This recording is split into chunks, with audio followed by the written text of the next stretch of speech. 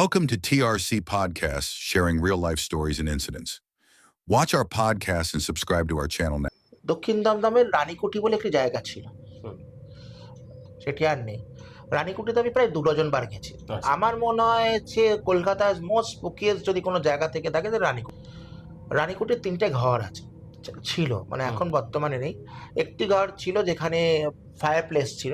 সেই ঘরটিতে তুমি যদি আরাম করে বসো পারতো, বেশিক্ষণ লাগবে না। তুমি 4টে-5টার পরও গিয়ে তুমি যদি বসো, তোমায় কিছু ফিল করাবে যে ওখানে কিছু আছে। এবার সেখানে আমি ইনভেস্টিগেট করতে গিয়ে আমার মনে হয়েছিল যে আমার পিঠের উপরে একটু ঠান্ডা হাত পড়ে। এবার আসি রঞ্জয় বিষ্ণুর কেসের ক্ষেত্রে। ব্যারাকপুরের কেসের থেকে রঞ্জয় বিষ্ণুর কেসটি খুবই খুবই ক্রিটিক্যাল ছিল। যে এনার্জি ওখানে ছিলেন প্রচন্ড, আমি আগেও বলেছি, অনেক পডকাস্টেই বলেছি, খুব ধ্যাতা টাইপের ছিল। রাইট। কারণ আমি ওখানে ঢুকেছিলাম, ওনার ইনভেস্টিগেশন স্টার্ট করেছিলাম 1:15 থেকে 3:15 পর্যন্ত। আমার মনে আছে 2:15 কি এরকমের পর থেকে কমিউনিকেশন স্টার্ট হয়। একটি ছেলে একটি মেয়ে নতুন বিয়ে করেন, বিয়ে করার পর বাড়িটি ভাড়া নেন। বাড়িটি ভাড়া নেওয়ার পর যার কাছে ভাড়া নেন সেই ভদ্রমহিলা, যেই ল্যান্ড ওনার, সে নাকি রাত্রিবেলার পর থেকে আর বাড়িতে নামে না, সে নাকি আসেই না। তো তার কারণ অজানা ছিল। অনেকবার রাত্রিবেলা কোনো রকম প্রবলেম হলেও তাকে সে রাত্রিবেলা ফোন ধরতো না। এই মাস 2 ধরে আমাকে খুব কাশি টানছে। মণিকণিকা ঘাটে আমি একটু পোস্টও করেছিলাম যে আমি পোস্টটা দেখেছিলাম। আমার মনে হয়েছিল যে আমার স্বপ্নে মনে হয়েছিল, আমি জানি না হয়তো আমি মণিকণিকা ঘাট নিয়ে এত পড়ছি ভাবছি বলে কিনা, কিন্তু আমার মনে হয়েছিল মণিকণিকা ঘাট, হাজারো আত্মা, হাজারো এনার্জি, আর আমি এক। হ্যালো বন্ধুরা, আজকে আমাদের একটা নতুন পডকাস্টের এপিসোড আসছে। আর আজকে আমরা একটা অকাল্টের উপরে পডকাস্ট করছি, যেখানে তোমাদের কনফিউশনস অনেকটাই দূর হয়ে যাবে আজকের পডকাস্টে। আর এই এপিসোডে আমার সঙ্গে রয়েছে আমাদের ফেমাস উজ্জ্বলদা।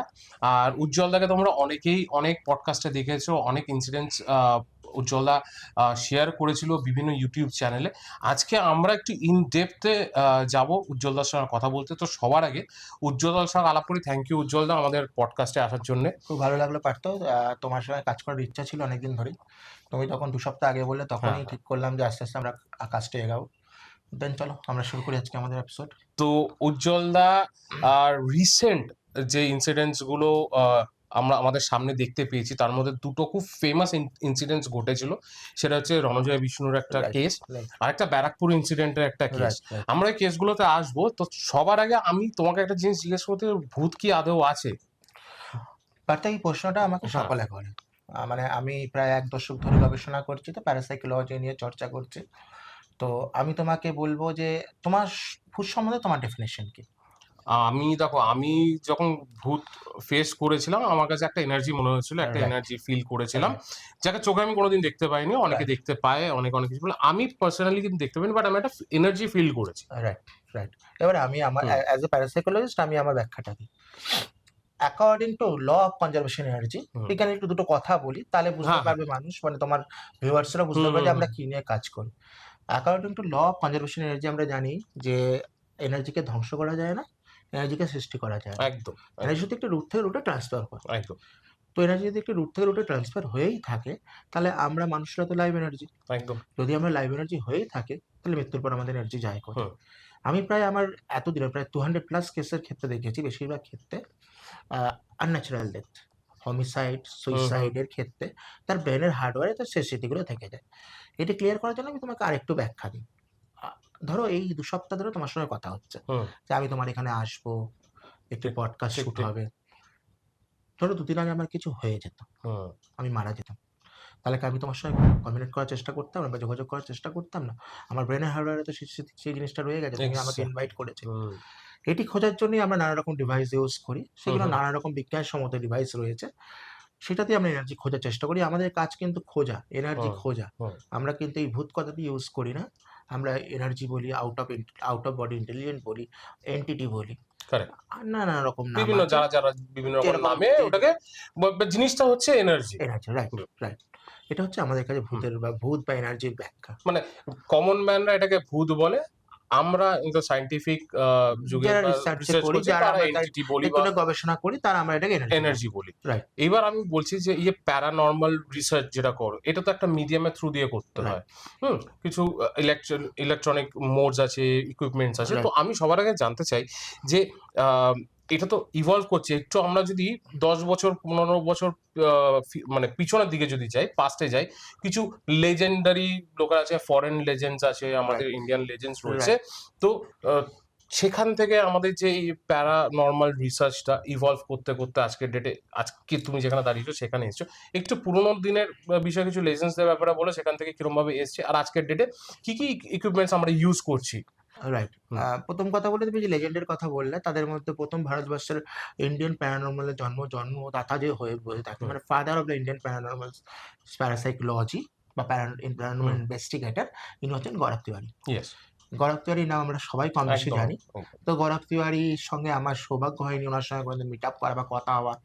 ওনার যিনি সেকেন্ড ইন কমান্ড ছিলেন ইন্ডিয়ান প্যারানর্মাল সোসাইটি আইপিএস, ওনার টিমের, তার যে সেকেন্ড ইন কমান্ড ছিল মিস্টার ওয়াকার রাজ, তার সঙ্গে আমার আলাপ আলোচনা আছে। ওয়াকার ভাইয়ের সঙ্গে, রাজ ভাইয়ের সঙ্গে আমার এখনো কথাবার্তা, তার থেকে অনেক নলেজ নেওয়ার চেষ্টা করেছি। আরও কিছু বিদেশি গবেষকের কথা বলি, যাদের নাম না করলে বা না বললে আমার কাছে এটা খুব গিল্টি ফিল হবে। তাদের মধ্যে প্রথম হলো অ্যালেন টিলার, অস্ট্রেলিয়ার একজন গবেষক। আমি বলবো তোমার ভিউয়ার্সদের, যদি আপনারা এটা একটু গুগল করেও দেখতে পারেন, অ্যালেন টিলারকে অস্ট্রেলিয়ায় ভগবান হিসেবে পুজো করা হয়। অ্যাজ এ রিসার্চার উনি এমন জায়গায় পৌঁছেছেন।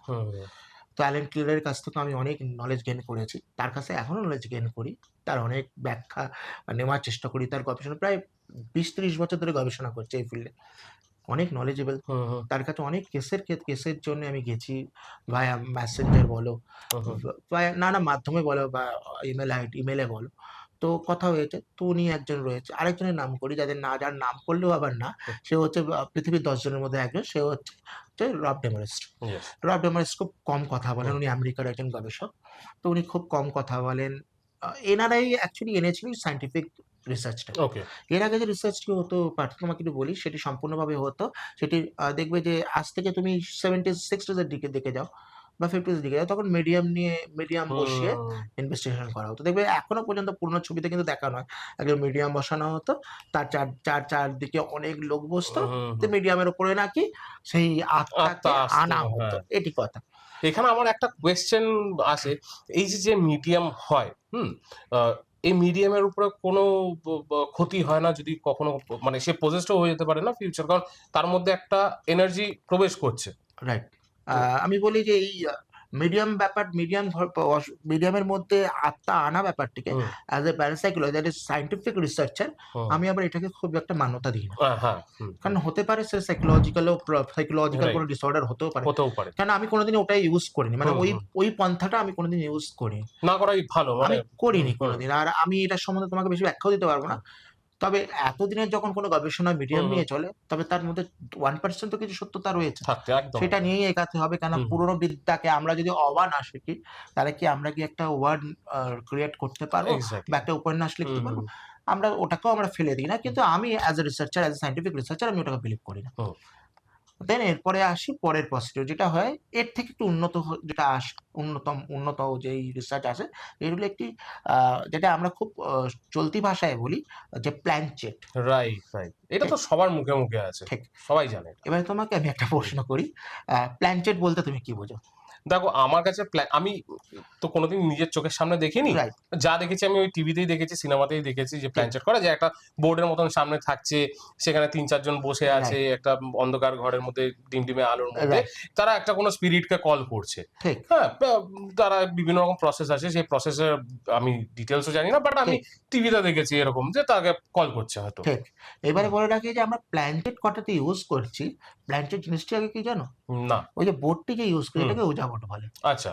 আর এই যে হাতে যে মুভমেন্ট হয়, সেটাকে প্ল্যানচেট বলে। ওকে। আমরা ওই প্ল্যানচেট কথাটা নিতেই আমরা ওই প্রসেসটাই আসল কি সেটারই মুদ্রা জানি না। তুমি এটাই জানতে এতদিন ধরে যে প্ল্যানচেট মানে হচ্ছে ওটা পুরো প্রসেসটা। প্ল্যানচেট হচ্ছে যে আমরা হাতে মুভমেন্ট করছি, সেটার ক্ষেত্রে বলে রাখি, অ্যাজ এ সায়েন্টিফিক রিসার্চার বলে রাখি যে 70% ক্ষেত্রে ওটা হাতেই মুভমেন্ট করানো হয়, হয়তো বা এখনো হয়, কারণ আমি ওটা ইউজ করি না, ওটা বোর্ডে একদম ইউজ করি না। তবে ওই 30% ধরে রাখলাম যে এতদিন ধরে যখন কোনো প্রসেস হচ্ছে তারও তো কিছু সত্যতা রয়েছে, কারণ হতেই পারে। তাহলে এটা নিয়ে কেন মানুষ, ওটা নিয়েই কেন এত মানুষ হুম, এগাবে। তো সেটা হচ্ছে সেকেন্ড প্রসেস। এবারে আসি আমি যেটা করি বা আমরা যারা যেটা করি, রাইট। যেটা গৌরব তিওয়ারি করেন, হুম, যেটা ওয়াকার রাজ করেন, যেটা গৌরব তিওয়ারি এখন নেই, হুম, যেটা অ্যালেন টিলার করেন, যেটা রব ডেমারিস করেন, বা আরো বড় বড় গবেষকরা যেটা করেন, সেটা হচ্ছে সম্পূর্ণ সায়েন্টিফিক রিসার্চ। সায়েন্টিফিক রিসার্চ এবার কি একটু ব্যাখ্যা দিই। হুম, আমরা এনার্জিকে ধরার জন্য, ক্যাচ করার জন্য কিছু ডিভাইস, কিছু আইএসআই মার্কস ডিভাইস যেগুলো বিদেশ থেকে আনতে হয়, কিছু ইন্ডিয়ান কোম্পানিও এখন ওকে, বানাচ্ছে, সেগুলো সম্পূর্ণ ইউজ হয় ইলেকট্রনিক্সের নানা রকম মানে নানা রকম ইনস্ট্রুমেন্টাল পার্ট দিয়ে। ওকে। তো আমি দুটো হুম, ডিভাইস হুম, বলি, দু তিনটে ডিভাইস বলি যেগুলো বেসিক। একটা হচ্ছে EMF meter, right. Electromagnetic field meter. আমরা যারা রিসার্চে তারা বিশ্বাস করি যে স্পিরিট যেখানে ম্যানিপুলেট করে, স্পিরিটের যেখানে অস্তিত্ব থাকে, সেখানে ইলেকট্রোম্যাগনেটিক ফিল্ডের তারতম্য হয়, হ্যাঁ। কখনো বাড়ে কখনো কমে। এই ইলেকট্রোম্যাগনেটিক ফিল্ডের জন্যই কি তোমার টেম্পারেচার আপ ডাউন করে কি? টেম্পারেচার ব্যাপারটা অন্য, আমি আচ্ছা, ইলেকট্রোম্যাগনেটিক ফিল্ডে ম্যাগনেটিক ফিল্ড আপ ডাউন করে। আচ্ছা। ধরো এখানকার এই এত বড় অ্যাম্বিয়েন্সে আমি যদি ইলেকট্রোম্যাগনেটিক ফিল্ড এখন চেক করি, অনেক দেখাবে। কারণ এখানে তোমার এসি চলছে, হুম, হুম, হুম। এখানে তোমার এতগুলো ক্যামেরা চলছে, রাইট। এতগুলো লাইট জ্বলছে, এখানে হুম, ম্যাগনেটিক হুম, ফিল্ড হাই দেখাবে। হুম, হুম। কিন্তু সেটি যদি আমি এমন একটি জায়গায় করলাম যেখানে ম্যাগনেটিক ফিল্ড কাট করা থাকলো, কারেন্ট কাট করা থাকলো, বা যেখানে প্রায় বছরের পর বছর কোনো কারেন্টের পাথ নেই, সেখানে যদি ম্যাগনেটিক ফিল্ড হাই দেখায়, হুম, হুম। তার কারণ কি? ওকে। রাইট, সেই রাইট, কারণ খোঁজার জন্য রাইট। আমরা এই হুম, ডিভাইসটা ইউজ করি। আরেকটি বেসিক ডিভাইস বলি যেটি পিআইআর মোশন বলে। ওকে। পিআইআর মোশন হচ্ছে প্যাসিভ ইনফ্রারেড মোশন। তার একটি ব্যাখ্যা দিই। আমরা যারা আমরা যারা গবেষক বা আমরা যারা সাধারণ মানুষ দেখি যে একটু ভালো হোটেলে গেলে, হুম, হুম। একটু 3 স্টার 4 স্টার হোটেলে গেলে আমরা যখন দেখি যে রাস্তা দিয়ে বা সিঁড়ি দিয়ে নামছি, টুক করে লাইট জ্বলে ওঠে না মাথার কাছে সাইডে? Correct, correct, correct. এটাও প্যাসিভ ইনফ্রারেডই কাজ। ওকে। আমরা ওই ডিভাইসটি ইউজ করি। এবার ওই ডিভাইসটি ইউজ করে আমরা কাজে লাগানোর চেষ্টা করি। কেমনভাবে কাজে লাগানোর চেষ্টা করি একটু ব্যাখ্যা দিই তার। ধরো যে কোনো জায়গায় শুনলাম সেখানে কোনো ফুটস্টেপের আওয়াজ শোনা হুম, হুম, যাচ্ছে। হুম। সেখানে আমরা ডিভাইসটি বসালাম। ইলেক্ট্রোম্যাগনেটিক ফিল্ড কাট করা আছে, কারেন্ট কাট করা আছে। সেখানে আমরা ব্যাখ্যা দেওয়ার চেষ্টা করলাম যে আপনি যদি সত্যি ওখানে থাকেন, মানে আমি থাকেন, ওই সাদা মেশিনটার কাছ থেকে যে কালার হোক সেই মেশিনটার কাছ দিয়ে পাস হওয়ার চেষ্টা করেন। ওকে। যদি আমার করার কথার পর, হুম, হুম, আমার ইন্টেলিজেন্ট কমিউনিকেশনের পর যদি লাইটটি জ্বলে ওঠে, আর যার সামনে কোনো রকম বিজ্ঞানভিত্তিক ব্যাখ্যা নেই হুম, যে হুম। ওখানে কি করে কেউ না থাকা সত্ত্বেও ওখানে কি করে জ্বলে উঠলো ওই ৩ মিটারের মধ্যে, তাহলে সেটা কি করে হলো? Right, right, right. তোমাকে তো ব্যাখ্যা হ্যাঁ, দিতে একদম, হবে। একদম। সায়েন্টিফিক্যালি তোমার আরো এখন এই প্রশ্ন ঘরে করতে যদি হবে। আমি পিআইআর মোশন হুম, বসাই, আমরা ৩ জন ছাড়া সামনের ঘরে কেউ নেই। কেউ নেই। ঠিক? যদি এখানে যদি কোনো স্পিরিট কানেক্ট হয়ে যায়, আর যদি পিআইআর মেশিনটা জ্বলে ওঠে, হুম, হুম। ও ৩ মিটারের মধ্যে কেউ যদি পাত না যায় তাহলে তো জ্বলতে পারে জ্বলবে না। না। হ্যাঁ, তাহলে কি করে জ্বলে উঠলো? রাইট। ঠিক?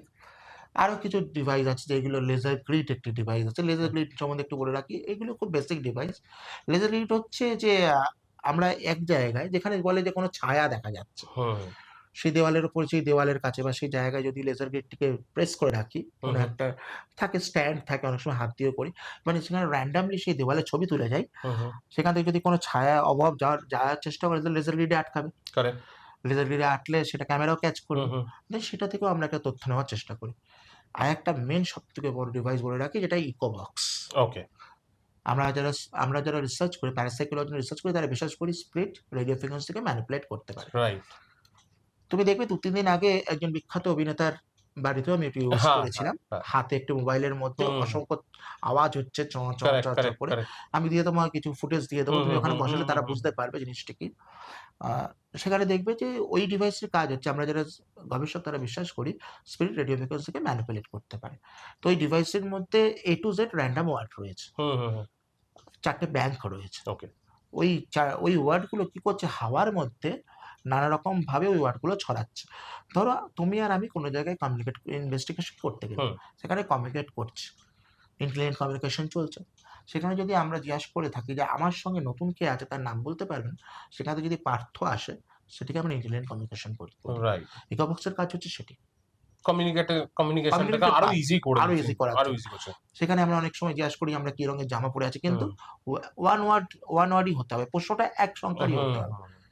বা আমরা জিজ্ঞেস করতে পারি যে আমরা কোথায় আছি আপনারা বলতে পারবেন, সেখান থেকে যদি জায়গাটির নাম আসে বা কত বছর কতজন আছি সেখান থেকে 2 আছে বা 3 আসে, তাহলে সেটাকে আমাদের ভাষায় ইন্টেলিজেন্ট কমিউনিকেশন বলি। এইগুলো হচ্ছে বেসিক ডিভাইস। তারপরে আরো অনেক ডিভাইস আছে, আচ্ছা, এইগুলো নিয়ে বেসিক আমরা কাজ করি। এই রিসেন্টলি আমি কিছু জায়গায় করছি, একটি বেলুন এক্সপেরিমেন্ট করছি। কারেক্ট। এটা আমি আসছিলাম। যে আমি যেটা শুনেছিলাম সেটা হচ্ছে দেখেওছি। একটা হচ্ছে তুমি দুটো যে ইনসিডেন্ট আমি বললাম একদম স্টার্টিং এ যে রণজয় বিষ্ণু ইনসিডেন্টও তুমি একটা বেলুন ইউজ করেছিলে। রাইট, আর প্লাস ব্যারাকপুরে একটা ইনসিডেন্ট হয়েছিল রাইট, সেখানেও তোমার বেলুন ইউজ হয়েছিল। রাইট, এরপরেও আরেকটা ইউজ করেছিলে সেটা ইয়েতে আসবো, ডিটেইলস আসবো, সেটা হচ্ছে পাউডারের কিছু একটা রাইট, ব্যাপার রয়েছে। Right, right. তো এটা টোটালি তুমি বলো যে রণজয় বিষ্ণুর কেসটা আমরা একটু পরেই শুরু করছি। তার আগে তুমি বলো যে বেলুনের এই যে টেকনিকটা তুমি যে স্টার্ট করেছো, এটা তোমার মাথায় কিরম ভাবে এসেছিল এই টেকনিকটা? এই টেকনিকটি খুব সততার সঙ্গে বলছি। হুম। এই টেকনিকটি আমি নিয়েছি গৌরব তিওয়ারির কাছ থেকে। ওকে, ওকে। এটা আমার বলতে কোনো রকম হুম, অসুবিধা নেই। কারণ কারোর কাছ থেকে শিখেই তো এগাতে হয়। কেন উনি অনেক বড়, অনেক সিনিয়র রিসার্চার। একদম। তো ওনার একটি কেসের ক্ষেত্রে আমি দেখেছিলাম যে উনি এরকম একটি সো কল্ড হন্টেড ক্যাফেটেরিয়া, হুম, হুম, উনি আর রাজ ভাই, ওয়াকার রাজ একটি ইনভেস্টিগেশন করেছিল। সেখানে বেলুনকে বলা হয়েছিল, নানা রকম বেলুন সাজিয়েছিল। হুম, আমি লাল বেলুন বেছে নিই এই কারণের জন্য, লাল রংটি খুব চোখে লাগে। হুম। আর লাল রংটি আমাদের প্রত্যেকের খুব আকর্ষণ করে। কারেক্ট। তো লাল বেলুন, এই বেলুন আ বেলুন এক্সপেরিমেন্টের পদ্ধতি থেকে আমাদের প্যারাসাইকোলজিতে বলা হয় বেলুন এক্সপেরিমেন্ট। হুম, তো আমি ওই গৌরব তিওয়ারির কাছ থেকে এই আইডিয়াটি নিয়ে এই দুটো যে কেস বললে বা আরো ৩-৪ টে কেস বললে, বেসিক্যালি এই দুটো কেসেই এটিকে বেশি উঠে এসছে। কারেক্ট। তাই দুটোর ক্ষেত্রেই, হুম, কেসের ক্ষেত্রেই বলব যে আমরা চেষ্টা করি যে বেলুনটি একটি এমন জায়গায় বসাতে যেখানে পুরোপুরি এয়ার ব্লক হতে হবে। একদম। এয়ার ব্লক না হলে তো ন্যূনতম এয়ার থাকলেও তো তো বেলুন মুভমেন্ট হয়ে মুভমেন্ট যাবে। করবে। হ্যাঁ। কিন্তু পিন পয়েন্টে বসানোর পরে আর যদি ব্লক থাকে তাহলে তো বেলুন নড়ার কথা না, না, একদমই কখন না। নড়ার কথা না। তো সেখানে ২ রকম ভাবে চেষ্টা করি। তুমি দেখবে যে রজয় বিষ্ণুর ক্ষেত্রে একরকম হয়েছে বেলুন এক্সপেরিমেন্ট। হুম, আর তুমি ব্যারাকপুরে যে কেসটির কথা বললে সেটির ক্ষেত্রে একরকম হয়েছে। কারেক্ট। রাইট? র যেটা হয়েছে ব্যারাকপুরের কেসের ক্ষেত্রে, সেটির ক্ষেত্রে দেখবে যে আমি যখন স্পিরিটের সঙ্গে কমিউনিকেট করছি, তার সঙ্গে যখন ইন্টেলিজেন্ট কমিউনিকেশন করার চেষ্টা করছি, তখন দেখবে বেলুনকে আমি বারবার বলছি যে, "আপনি এটাকে ডান দিক থেকে বাঁ দিকে মুভমেন্ট করাতে পারবেন?" হুম। তুমি দেখবে বেলুনটা কিন্তু ডান দিক থেকে বাঁ দিকে মুভমেন্ট মুভমেন্ট হচ্ছিল, হচ্ছে, হ্যাঁ। আর বাঁ দিক থেকে ডান দিকে ডান দিকে মুভমেন্ট হচ্ছে। আবার যখন বললাম যে, "আপনি ওটা পিন পয়েন্টে স্টপ করতে হুম। পারবেন?" ওখানে সেটা হচ্ছে। এটা কমান্ড করার পরেই হয়েছে, কিন্তু এটা এমন না যে কমান্ড করার আগে হচ্ছে বা while কমান্ড করছো। তুমি বলার পরেই ওটা কিন্তু মুভমেন্টটা হয়েছে এক্সাক্টলি, বেলুনের। এটাকেই আমাদের ভাষায় ইন্টেলিজেন্ট হুম, কমিউনিকেশন বলে। হয়তো স্পিরিট সেই সময় ম্যানিপুলেট করে ফেলেছে আমার কথায়। হুম, এবার আসি রঞ্জয় বিষ্ণুর কেসের ক্ষেত্রে। ব্যারাকপুরের কেসের থেকে রঞ্জয় বিষ্ণুর কেসটি খুবই ক্রিটিক্যাল ছিল। হুম। যে এনার্জি ওখানে ছিলেন প্রচন্ড, আমি আগেও বলেছি, অনেক পডকাস্টেই বলেছি, খুব ধ্যাথা টাইপের ছিল। রাইট। কারণ আমি ওখানে ঢুকেছিলাম, ওনার ইনভেস্টিগেশন স্টার্ট করেছিলাম ১টা ১৫ থেকে ৩টে ১৫ পর্যন্ত। আমার মনে আছে ২টো ১৫ কি এরকমের পর থেকে কমিউনিকেশন স্টার্ট হয়। এবং তুমি ভালো মতো দেখলে বুঝতে পারবে, তোমাকে আমি কিছু ভিডিও দিয়েও হুম, দেবো। হুম, তুমি হুম। এখানে দিলে তোমার দর্শকরা বুঝতে একদম, পারবে। একদম। তো লাস্ট যেটা হয় বেলুন মুভমেন্টের ক্ষেত্রে, ওখানে কিন্তু আমি যখন ওনাকে স্পিরিট করি, এনার্জিকে পাম্প আপ করি, খুব হুম। প্রভোকেশন প্রয়োগ করি, তখন কিন্তু বেলুনটি ফাটিয়ে দেয়। এবার কারেক্ট। সেটা তো ক্ষেত্রেও দেখবে যে আমার কথার পরই হয়। হুম। আমি আর খুব অ্যাগ্রেসিভ ভাবে ফেটেছিল। একদম তোমার মুখের সামনে ফেটেছিল বেলুনটা। রাইট। এবারে অনেকে এটা নিয়ে প্রশ্ন করতেই পারে হুম। ভিডিওটা দেখার পর যে আলো পড়েছে। কিন্তু তুমি যদি ফিজিক্সের এক্সাক্টলি। ব্যাখ্যা দেখো, হুম। ফিজিক্সের ব্যাখ্যা দেখলে যদি আলোর উপরে যদি পড়তো তাহলে সেটা মুখের দিকে আসতো না। কারণ পিন পয়েন্ট যেদিকে থাকে সেদিকে সেদিকে বাস্ট হুম, করারই চান্স থাকে। হুম। ঠিক। আবার অনেকে বলতে পারে যে আপনার ওখানে একটি মেশিন চলছিল, তাতে এত ইকো হচ্ছিল, আওয়াজ হচ্ছিল তার জন্য। বললে সেক্ষেত্রেও আমি বলি যে সেখানেও তো তোমার ফিজিক্স কাজ করবে। কারণ তোমার যদি তোমার ফ্রিকোয়েন্সি, তুমি যে ডিভাইসটা ইউজ করছো সেটা তো তোমার সামনেই রয়েছে। রাইট, তা তোমার যদি ফ্রিকোয়েন্সি যদি এখান থেকে যদি মুভ করে সামনের দিকে যায়, রাইট। তাহলে অ্যাজ পার ফিজিক্স ওটাকে মুভ তোমার ওইদিকে করে দেবে স্ট্রেইট।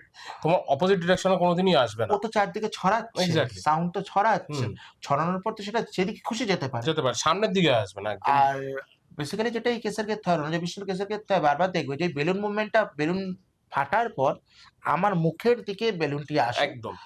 আর সেটি খুব আমার এতদিনের ক্যারিয়ারে বলে না, আমার আ আমাকে নড়িয়ে দিয়েছিল। যে কি করে হলো? আমি নিজেও কিছুক্ষণ পর বাইরে বেরিয়ে ভাবছিলাম যে এটা হলোটা কি করে? খুব অ্যাগ্রেসিভ, খুব অ্যাগ্রেসিভনেস দেখি, হ্যাঁ। যেই এনার্জি থাকুক না কেন, আমার মনে হয় খুব অ্যাগ্রেসিভনেস আমার উপর এটা দেখেছি। আমিও ফিল করেছি, কারণ আমি যখন এটা নিয়ে দেখছিলাম ভিডিওস গুলো বা কিছু, তো আমার মাথায় এরকম রাইট, পড়ে, রাইট। তো তখন আমার মনে হয়েছিল যে কিছু স্পিরিটস আছে, দে আর ভেরি ইজি গোয়িং, তারা তোমার সঙ্গে ইজি কমিউনিকেট করছে। রাইট। কিছু তুমি যেটা বলে একদম ধ্যাতা, যে মানে অ্যাগ্রেসিভলি সে চাইছে যে তুমি ওখানে চলে যাও, হ্যাঁ, এটার তুমি ক্ষেত্রে তাই থেকো না। হয়েছে হয়তো। কারণ কালকেই আমি একটা ইনসিডেন্ট এরকম শুনছিলাম, সেখানে মানে সেই স্পিরিটটা একটা বাড়িতে 30-40 বছর ধরে রয়েছে, অ্যান্ড ইনফ্যাক্ট মানে একজন খুব নামকরা ব্যক্তিও তাকে কিন্তু ওই বাড়ি থেকে বার করতে পারেনি। সে নাকি যে তান্ত্রিক ছিল, যিনি ছিল, তার মন্দির ক্রস করে তার বাড়িতে গিয়ে বলে এসেছিল যে আমি তোকে ছাড়বো না। রাইট। তো আমি এটাও দেখেছিলাম যে আলটিমেটলি যারা বাড়িটা কিনেছিল তারা সেই বাড়িটাকে সেল আউট করে দিয়ে চলে গেছিল। এরকম ধ্যাতা স্পিরিটও রয়েছে যে তুমি করো না, আমি যাবো না। এটা কি সত্যি যে স্পিরিট একবার বছরের পর বছর কোনো বাড়িতে ধরো থেকে গেল, সে ওভার পাওয়ারফুল হয়ে যায়? এটির ক্ষেত্রে আমার একটু আবার আলাদা মত রয়েছে। এটি তোমাকে কে কি ব্যাখ্যা দিয়েছে আমি জানি না। কিন্তু আমার মনে হয় যে অনেকদিন যদি কোনো স্পিরিট থেকে থাকে, তার কিন্তু আস্তে, আস্তে কিন্তু এনার্জি ডিফিউজ হয়। ওকে, কেননা বিজ্ঞানের সূত্র কিন্তু তাই বলে যে হুম। এনার্জি যদি অনেকদিন থাকে কোনো জায়গায়, সে ডিফিউজ হচ্ছে ৩০ বছর না হলে ৪০ বছর না হলে ৫০ বছর না হলে ডিফিউজ হয়। কিন্তু আবার আমি এক্ষেত্রেও আবার এরও ব্যাখ্যা একটু তোমাকে অন্যভাবে দিই। আমার জীবনের সবথেকে স্পুকেস্ট যদি কিছু হয়ে থাকে, তাহলে দুর্গাপুরের শিবাজী বয়েজ হাই স্কুল। ওকে। আমি নামটা এই জন্যই করলাম যে কারণ কিছুদিন আগেই 2023 র দিকে আমি একবার শিবাজী বয়েজ হাই স্কুলে যাই দুর্গাপুরের। আর 2019 এ আমার ক্যারিয়ারের ১ম এর দিকে একবার যাই। তো শিবাজী হাই স্কুলের যে কেস হিস্ট্রি ছিল সেটি একটি বাচ্চার স্পিরিট নিয়ে কাজ ছিল। কিন্তু এখনো স্কুলটির অনেক জায়গায় আমি যেতে পারিনি, ভেতরে ঢুকতে পারিনি। যতটা ঢুকেছি, কোণায়, কোণায় না একেকটা আলাদা রকম ফিল আছে পার্থ। ওকে। তুমি যদি ওই স্কুলটি কোনো রকম কোনো সময় যদি তুমি ওটাকে নিয়ে যদি তুমি কোনো রকম ডকুমেন্টারি বা কিছু বানাও, তুমি বুঝবে যে ওই স্কুলের ভেতরে গেলে তোমাকে না একটি আলাদা রকম ফিলিং দেবে। ফিলিং তো ছেড়ে দাও, তোমার মনে হবে তোমার সঙ্গে সবসময় কোনো একটি বাচ্চা বা কোনো এনার্জি কিছু একটা তোমার সঙ্গে ওখানে মাল্টিপল এনার্জিস রয়েছে। মেবি হতে পারে, কিন্তু বাচ্চার একটি ফিল তোমাকে দেবে। কেন ওই দেখো ওটা তো স্কুল, যতদূর আমি স্কুল জানি স্কুল, বাচ্চারাই তো ওখানে থাকে, মাল্টিপল এনার্জিস এখন বাচ্চাদেরও থাকতে স্কুলটি পারে। কিন্তু বন্ধ। আচ্ছা, তাহলে তো আরোই বেশি করা হবে। ২৪-২৫ বছর ধরে স্কুলটি বন্ধ। তাহলে এই তো আরোই স্কুলটির কথা বেশি বলছি। ওখানে তোমার থাকতে এই পারে। কেসের ক্ষেত্রে তোমাকে আমি একটি ইকোবক্সের একটি ইন্টেলিজেন্ট কমিউনিকেশনের ভিডিও আমি তোমাকে দেবো। যেখানে আমি ইকোবক্সে জিজ্ঞাসা করেছিলাম আমার নাম বলতে পারবেন? সেখানে আমার নামটি পরিষ্কার বলেছিল ডক্টর উজ্জ্বল দত্ত। এটা আমি তোমাকে দেবো। তোমার এখানে তোমার দর্শকদের বুঝতে সুবিধা হবে। আমি চাইবো তুমি ওখানটা যেন একটুখানি আলাদা করে ফিডব্যাক করে তোমার দর্শক বুঝতে পারে কোনটা হচ্ছে বারবার করে। তো এটি হচ্ছে স্কুলের কেস। তুমি বললে না যে এনার্জি কি সত্যি ডিফিউজ হয়ে যায়? এনার্জি কি সত্যিকারে পাওয়ারফুল পাওয়ারফুল হয়ে হয়ে যায়? যাবে। এই কেসের ক্ষেত্রে কিন্তু আবার উল্টো। ওকে। এই কেসের ক্ষেত্রে কিন্তু ওই এনার্জি কিন্তু এখনো পর্যন্ত ১৯ সালে আমি গেছি, ২০২৩ সালে লাস্ট গিয়েছি। তখনো পর্যন্ত ভুলেনি যে আমি কে ছিলাম। আমি বারবার জিজ্ঞেস করেছিলাম যে আপনি কি আমাকে চেনেন? সেখানে কিন্তু অনেকবার ইয়েস, ইকোবক্সে ইয়েস বা মিঠারে যা লাইট ব্লিঙ্ক করতে বলেছে সেই লাইট ব্লিঙ্ক করা, সেগুলো কিন্তু এনার্জি করছিল। তো হয়তো মেবি আমার মতে এনার্জি হয়তো ডিফিউজ হয়েছে। অনেক বছর থাকলে ডিফিউজ হয়। কিন্তু কিছু, কিছু ক্ষেত্রে তো এক্সেপশনাল থাকে। তার তো আলাদা রকম ক্ষমতা থাকে। কারণ এবারে আমি তোমার কাছে একটা ইনসিডেন্টে আসবো যে তোমার প্রথম আমি একটা ইনসিডেন্ট শুনেছিলাম কাঁসাপাড়া কোনো একটা জিমে একটা খুব ইনসিডেন্ট ঘটেছিল। তো মানে সেইটা যদি একটু হালকা যদি ব্যাখ্যা দাও আমাকে, যে মানে কিরকম টাইপের স্পিরিটস এর সঙ্গে তুমি এনকাউন্টার হয়েছিল ওখানে? রাইট। 2023 র মোস্ট ভাইরাল একটি কেস ছিল কাছড়াপাড়া শিল্পাস জিমের ওই কেসটি। কেসটি ভাগ্যের পরিহারে আমার কাছে ঘুরে আসে। আ অন্য আরেকজনের কাছেও যায়। সেটি আমার কাছে আসে। ওখানকার যিনি ওনার ছিল শিল্পা ম্যাডাম এবং তার হাসব্যান্ড রাজীব পোদ্দার, রাজীব বাবু কেসটি আমাকে খুব ইয়ে করেই বলে, "কেসটি আপনি নিন। কারণ আপনার একটি কেস হিস্ট্রি ব্যাকগ্রাউন্ড একটু আলাদা রকম রয়েছে। কেসটি যদি আপনি নেন আমাদের একটু উপকার হয়।" তো ১ম দিকে তো আমি এটাকে না করে দিয়েছিলাম, কেসটি নেব না। কিন্তু তারপর ওনারা ফোন করে বারবার। ইভেন তারা যেহেতু আমি খর্দার ছেলে, তাদের বাড়িও খর্দা, তাদের আরেকটি ব্রাঞ্চ খর্দাতেই রয়েছে শিল্পার। আ তো উনি আমাকে খুব ইয়ে করে মানে খুব ভালোভাবেই ডেকে নিয়ে যায় ওনার অফিসে। নিয়ে গিয়ে তারপর দেন বলে ওনার কেস হিস্ট্রি গুলো শোনায়। এই কেসের ক্ষেত্রে একটু আলাদা হয়। সেটা তোমাকে বলি। এই কেসের ক্ষেত্রে ১ম এই আমি বলে দিই, আমি ১ম যে কোনো কেসই নিই, সেখানেই বলে দিই যে যেখানে যদি মনে হবে যে আপনারা করছেন, পুরো ঘটনা যদি আপনারা ছড়াচ্ছেন, তাহলে কিন্তু আমি সম্পূর্ণ মিডিয়াকে জানিয়ে দেবো, সোশ্যাল মিডিয়া জানিয়ে দেবো যে আপনাদের guilty। এক্স্যাক্টলি। কারণ আমি ওই গবেষণা করব না যে বাহ্যিক আপনারা চাপ দেবেন, কারেক্ট। তদন্তে আপনারা চাপ দেবেন, তদন্তে চাপ দিয়ে আপনি ব্যাপারটাকে বন্ধ করিয়ে দেওয়ার চেষ্টা করবেন। যদি আপনারা ধরা পড়ে যান, সেখানে কিন্তু আপনাদেরকে মুচলেখা দিতে হবে। তারা বলেছিল যা করার করুন, আমাকে খুঁজে দিন কি আছে। এই কেসের ক্ষেত্রে প্রথম কথা, ওখানে যাওয়া, এই অপারেশনটির নাম আমরা একটা ঠিক করি। আমি অপারেশনে যাওয়ার আগে অপারেশনের নাম দিই অপারেশন ফরগেট মি নট। ওকে। ঠিক, প্রত্যেকটা অপারেশনের নাম হয়। যেমন রঞ্জয় বিষ্ণুর ক্ষেত্রেও একটি নাম দিই আমরা, সেখানে নাম দিই অপারেশন স্পিরিট সিগনেচার। ওকে। ঠিক, অপারেশন ফরগেট মি নট নিয়ে যদি তুমি প্রশ্ন করলে ওটা নিয়েই বলি, কাছড়াপাড়া জিম নিয়ে। অপারেশন ফরগেট মি নটের ক্ষেত্রে প্রথম কথা, ওই জিমে ঢোকা খুব মুশকিল হয়ে যাচ্ছিল। কেন? শিল্পা ম্যাডামের রেন্টেড জমি ছিল। যখন একটু ভাইরাল হওয়া শুরু করে, তখন ওই যে ল্যান্ড ওনার ছিল, সেই ল্যান্ড ওনার ওখানে কাউকে ঢুকতে দিতে বারণ করেছিল। আচ্ছা। এক্ষেত্রে আমি একটু বুদ্ধি খাটাই, শিল্পা ম্যাডামকে বলি যে আপনাকে তো আমার ওখানে ঢোকাতেই হবে, না ঢুকতে দিলে আমি ওখানে মানে অপারেশনটা সারতে পারবো না, আমাকে না ঢুকতে দিলে আমি কি করে বুঝবো আপনার ওখানে কি আছে। তো উনি বললেন আমাকে 2 দিন সময় দিন। তখন শিল্পা ম্যাডাম ওখান থেকে জিমটি তুলে নেওয়ার চেষ্টা করে, মানে জিম তুলেই নেয়, কেন উনি ওখানে আর কোনো রকম ব্যবসা করবে না, কারণ উনি চান না যে ওনার ক্লায়েন্টদের কোনো রকম ক্ষতি হোক। তো এই কেসের ক্ষেত্রে একটি ঘর নিয়ে খুব প্রবলেম চলছিল। একটি হচ্ছে লেডিস চেঞ্জিং রুম, ওখানকার ফ্যানের সুইচ যদি অফ করা থাকতো নিজে থেকে অন হয়ে যেত, আবার কেউ অফ করে দিলে নিজে থেকে অন হয়ে যেত। সেটির ক্ষেত্রেও আমি বলেছিলাম যে আপনি ইন্টেরিয়ার যিনি করেছিলেন তার সঙ্গে আমার কথা বলুন। তার আগে চেঞ্জ করে আসে, সম্পূর্ণ রকম দেখে আসে, ভিডিও আমাকে পাঠায়, এখানে কোনো রকম মনে হয়নি যে ওনারা মিথ্যে কথা বলছেন। ওনারা বলছেন চেঞ্জ করে দেওয়ার পর কি করে হচ্ছে। এবার হচ্ছে ওখানে ঢোকার, কাঁচরাপাড়া জিমে ঢোকার। কাঁচরাপাড়া জিমে ঢুকতে গিয়ে আমাকে শিল্পা ম্যাডাম বললেন যে আপনার একটা সুযোগ হতে পারে উজ্জ্বলবাবু, একজন ইঞ্জিনিয়ার আসার কথা আছে, উনি অনেক টাকা সিসিটিভি লাগিয়েছিলেন পুরো জিমটাতে, তো ওনার ছদ্মবেশে যদি আপনি ঢুকতে পারেন, কারণ ওনার কালকে আসার কথাই, ওনারা ল্যান্ড ওনার জানে যে আজকে ঢুকবে। ওকে। সেই মতোই আমি যাই, সেই মতোই ইঞ্জিনিয়ার হয়ে ঢুকি, একজন গবেষক, একজন গোয়েন্দা যা করে থাকে সেই হিসাবেই ঢুকি। আগে থেকে বলা ছিল ওখানে ওনার যে স্টাফদের ছিল, যার স্টাফরা খুলছিল, এবং একজন ক্যামেরাম্যানও সেট করা ছিল। আমি বারবার বলে দিচ্ছিলাম কোনো রকম গোপ্রো বা কোনো রকম ক্যামেরা যাতে হাতে না থাকে, যদি হয় ভালো মোবাইল শুট, অ্যাপেল হতে পারে, এটা আমরা দেখেছিলাম যে কোনো ব্র্যান্ডেড মোবাইল দিয়ে তুমি শুট করেছিলে, এটা সেটা যেন হয়। কারণ ধরা পড়লে কিন্তু সবাই মিলেই কেস পাবে, একদম।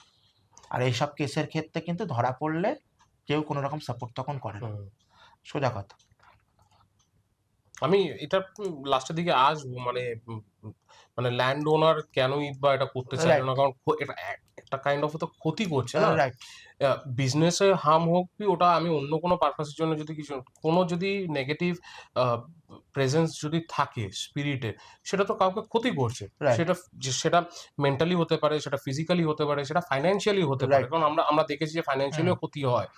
তো যদি কোনো প্রেজেন্স হয়ে থাকে, এটা আমার রিকোয়েস্ট যে এইগুলো ধামাচাপা না দিয়ে সত্যি কথাটা যদি বলে দিয়ে সেটাকে যদি কোনোভাবে ক্লিনস করা যায় বা কিছু, সেটা করলে আই গেস এটা একটু ভালো হয়। মানে আমি জানি না কেন ল্যান্ড ওনার মানে তদন্ত করতে দিচ্ছিল না, হ্যাঁ, তো মানে তোমাদেরকে কেন বা যেই আসুক কেন করতে দিচ্ছিল না, তার পিছনে মোটিভটা কি আমি জানি না কেন। এখানে আমি হলে পথে আমি যদি ওনার হতাম, তাহলে আমি চাইতাম যে অবভিয়াসলি আমি চাইবো যে এখানে এসে তদন্ত করুক, ইনভেস্টিগেশন করুক, আর যদি কোনো প্রেজেন্স যদি থাকে তাহলে ডেফিনেটলি আমি সেটাকে ক্লিনস করার একটা প্রসেস করবো।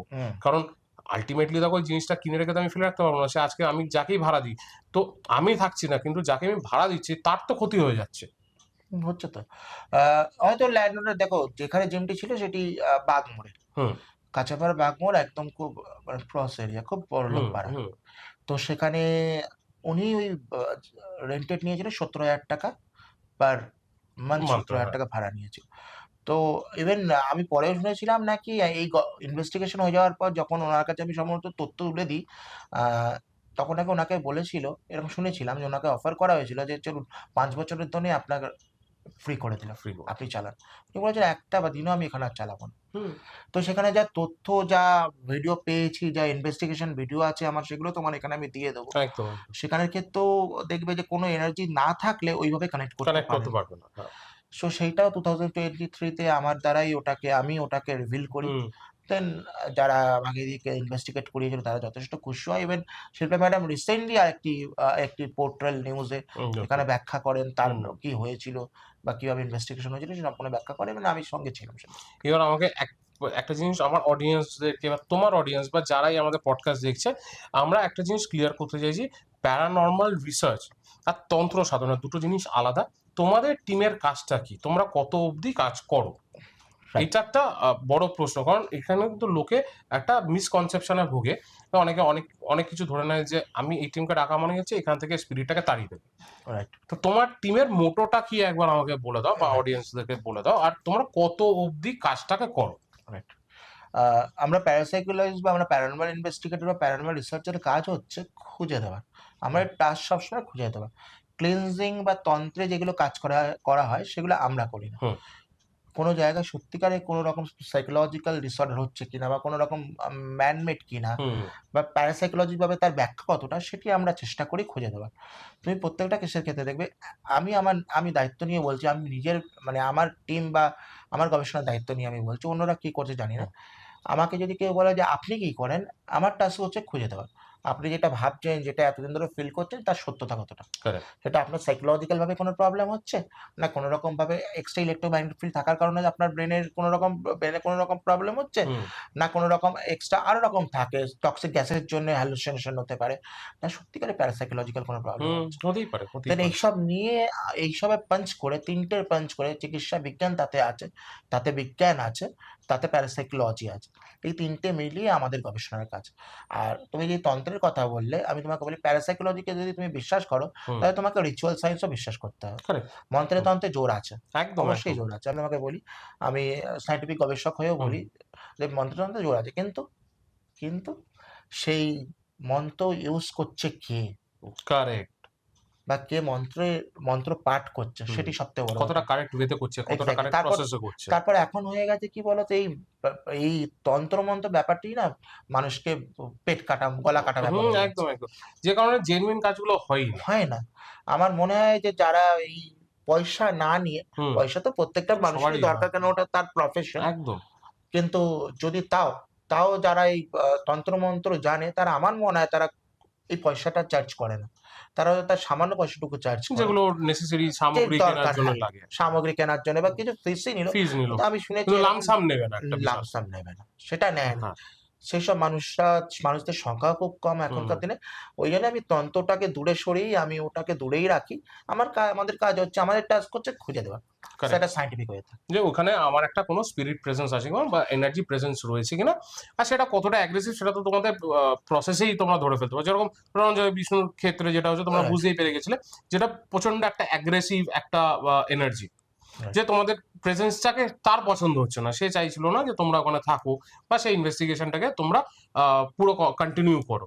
ওয়্যারএজ ব্যারাকপুরের ক্ষেত্রে তুমি যদি এবার একটুখানি যদি বলো, ব্যারাকপুরের কেসটা একটু ডিফারেন্ট এটার থেকে, সেখানে মুভমেন্ট পাওয়া গেছিল, বাট আলটিমেটলি কি হয়েছিল ওই ইনসিডেন্টটাতে যদি একটু আমাকে যদি বলো। ব্যারাকপুরের কেসের ক্ষেত্রে আমার স্পিরিটকে ম্যানিপুলেট করতে বা স্পিরিটের সঙ্গে কমিউনিকেট করতে অনেক সহজ লেগেছে। জাস্ট ফিউ সেকেন্ডের মধ্যে, জাস্ট 4-5 মিনিটের মধ্যে খুব তাড়াতাড়ি কমিউনিকেট করে ফেলে। কেননা উনি যেই এনার্জি থাকুক না কেন বা আউট অফ বডি ইন্টেলিজেন্ট থাকুক না কেন, উনি খুব তাড়াতাড়ি ম্যানিপুলেট হয়ে গেছে। তো সেই কেসের ক্ষেত্রেও দেখি, ওই কেসের হিস্ট্রি একটু বলে রাখি। একটি ছেলে একটি মেয়ে নতুন বিয়ে করেন, বিয়ে করার পর বাড়িটি ভাড়া নেন। বাড়িটি ভাড়া নেওয়ার পর যার কাছে ভাড়া নেন সেই ভদ্রমহিলা, যেই ল্যান্ড ওনার, সে নাকি রাত্রির বেলার পর থেকে আর বাড়িতে নামে না, সে নাকি আসেই না। তো তার কারণ অজানা ছিল। অনেকবার রাত্রিবেলা কোনো রকম প্রবলেম হলেও তাকে, সে রাত্রিবেলা ফোন ধরতো না। তাকে অনেকবার বলেছে যে এরকম কিছু আছে কি প্রবলেম হচ্ছে, এটা আমাদের বলুন। উনি কোনো রকম এভাবে বলতো না, তুমি থাকলে থাকো, 1 মাস থাকো, নাহলে চলে যাও, 1 মাস থেকে তোমরা থেকে চলে যাও। তো যেদিন এই অনিরুদ্ধ বলে ছেলেটি আমার কাছে কেসটি দেয়, আমার সঙ্গে অনিরুদ্ধ আগেই আলাপ ছিল। কেসটি দেয়, প্রথম দিকে আমি ওকে বলেছিলাম অনিরুদ্ধ আমাকে ভিডিওগুলো করে পাঠাবি, যেখানে প্রবলেম হয়। দেখে মনে হয়েছিল যে ওর বাথরুম আর রান্নাঘরের সামনে একটু প্যাসেজ আছে, যেখানে দেখবে বেলুনটি মুভমেন্ট হচ্ছিল। সেখানে দেখে আমার মনে হয়েছিল, আমার সিক্স সেন্সে মনে হয়েছিল যে প্রত্যেকটি, আমরা যারা গবেষক প্রত্যেকের তো ষষ্ঠ ইন্দ্রিয় রয়েছে, আমি বিশ্বাস করি প্রত্যেকের ষষ্ঠ ইন্দ্রিয় না থাকলে আমরা এই ফিল্ডে আসতে পারতাম। আমার দেখে মনে হয়েছিল যে ওখানে কিছু আছে। যার জন্যই এটি হয়েছিল। তো তারপরে আমি ওখানেই তদন্তটা শুরু করি, ইনভেস্টিগেশন শুরু করি। বেলুন বসাই। অনেক রকম ডিভাইস ছিল। ওখানে ছিল, ইএমএফ মিটার ছিল। আমার ইএমএফ মিটার সঙ্গেই আমার টেম্পারেচার মিটার একসঙ্গে কানেক্ট করা। তো ১ম এ ইএমএফ দিয়ে চেষ্টা করি। ইএমএফ দিয়ে চেষ্টা করার পর যখন ইএমএফ না নেয়, টেম্পারেচারও নিচ্ছিল না। ১ম শুরু হয় বেলুন মুভমেন্ট। ওকে। বেলুন মুভমেন্টের ক্ষেত্রে লাল বেলুনটি বসাই, একটা পিন পয়েন্টে বসাই। ১ম চারদিকে এয়ার ব্লক করা ছিল। যখন আমি বলি যে এটাকে বাঁদিকে আছে, এটাকে আপনি ডান দিকে করে দেখান, আমার কথার পরই বেলুনটা আস্তে করে ডান দিকে মুভমেন্ট হয়ে যায়। আমি বললাম এটা কনফার্ম করার জন্য যদি শুধু আপনি থাকেন, এটাকে আবার বাঁদিকে করে দেখান। তারপর বেলুনটি আবার আস্তে করে বাঁদিকে চলে আসে। দেন যখন আমি বলি এটাকে আরেকটু কনফার্ম করে দিলে আপনি সোজা পিন পয়েন্ট করে দেখান, বেলুনটা আস্তে করে সোজা হয়ে যায়। এটি আমাদের ভাষায় ইন্টেলিজেন্ট কমিউনিকেশন বলে। এই কেসের ক্ষেত্রে আমাকে এতটা বেগ পেতে হয়নি, ওকে। যেটা রণজয় বিষ্ণুর কেসের ক্ষেত্রে হয়েছে। রাইট। জাস্ট কিছুক্ষণের মধ্যেই কমিউনিকেট করা শুরু করে। ইভেন এই কেসের ক্ষেত্রে আরো আমি দেখেছি, যেখানে বলেছি যে আপনি টেম্পারেচার নামিয়ে দেখান, সেখানে টেম্পারেচার নামানো শুরু করেছে। রণজয় বিষ্ণুর কেসের ক্ষেত্রে হয়েছে, কিন্তু অনেকটা সময় লেগেছে। ওকে। হ্যাঁ, এটা তো ডিপেন্ড করছে, যেটা আমরা বললাম যে স্পিরিট টু স্পিরিটের ডিপেন্ড করে। বাট এই ক্ষেত্রে কি স্পিরিটটা খুব পাওয়ারফুল টাইপের ছিল ব্যারাকপুরের ক্ষেত্রে, নাকি যা সদ্য ম্যানিফেস্ট করা স্টার্ট করেছিল, কিছু এরকম কিছু বুঝতে পেরেছিল? কারণ পাওয়ারটা আমার মনে হয় একটু কম ছিল বোধহয় রণজয় বিষ্ণুর যে কেসটা হয়েছিল, যে স্পিরিটটা ছিল।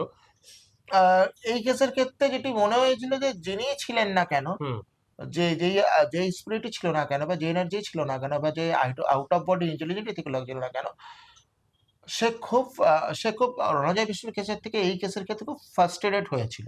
ওকে। কমিউনিকেট করলেও খুব ভদ্রভাবে কমিউনিকেট করেছে। খুব তাড়াতাড়ি ম্যানিপুলেট হয়ে গেছিল আমার কথা। দেন তারপর তো দেখলে যে এনার্জি কম বলবো না, এনার্জি কম থাকলে কখনো বেলুন ওইভাবে মুভমেন্ট করানো যায় না। তবে খুব তাড়াতাড়ি ম্যানিপুলেট হয়ে গেছিল।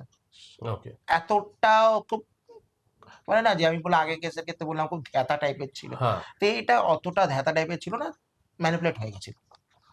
এবার আমি একটা প্রসঙ্গে আসবো, সেটা হচ্ছে এই যে স্পিরিট কে প্রেজেন্সটাকে ফিল করার, তো তুমি যেটা বলে যে মেশিন ছাড়াও তোমার সিক্স সেন্স অনেক সময় কাজ করে, মানে তোমরা একটা কাজ করতে করতে করতে করতে আরোই তো সিক্স সেন্সটা পলিশ হয়ে যায় আমাদের, আরো বুঝতে পারি।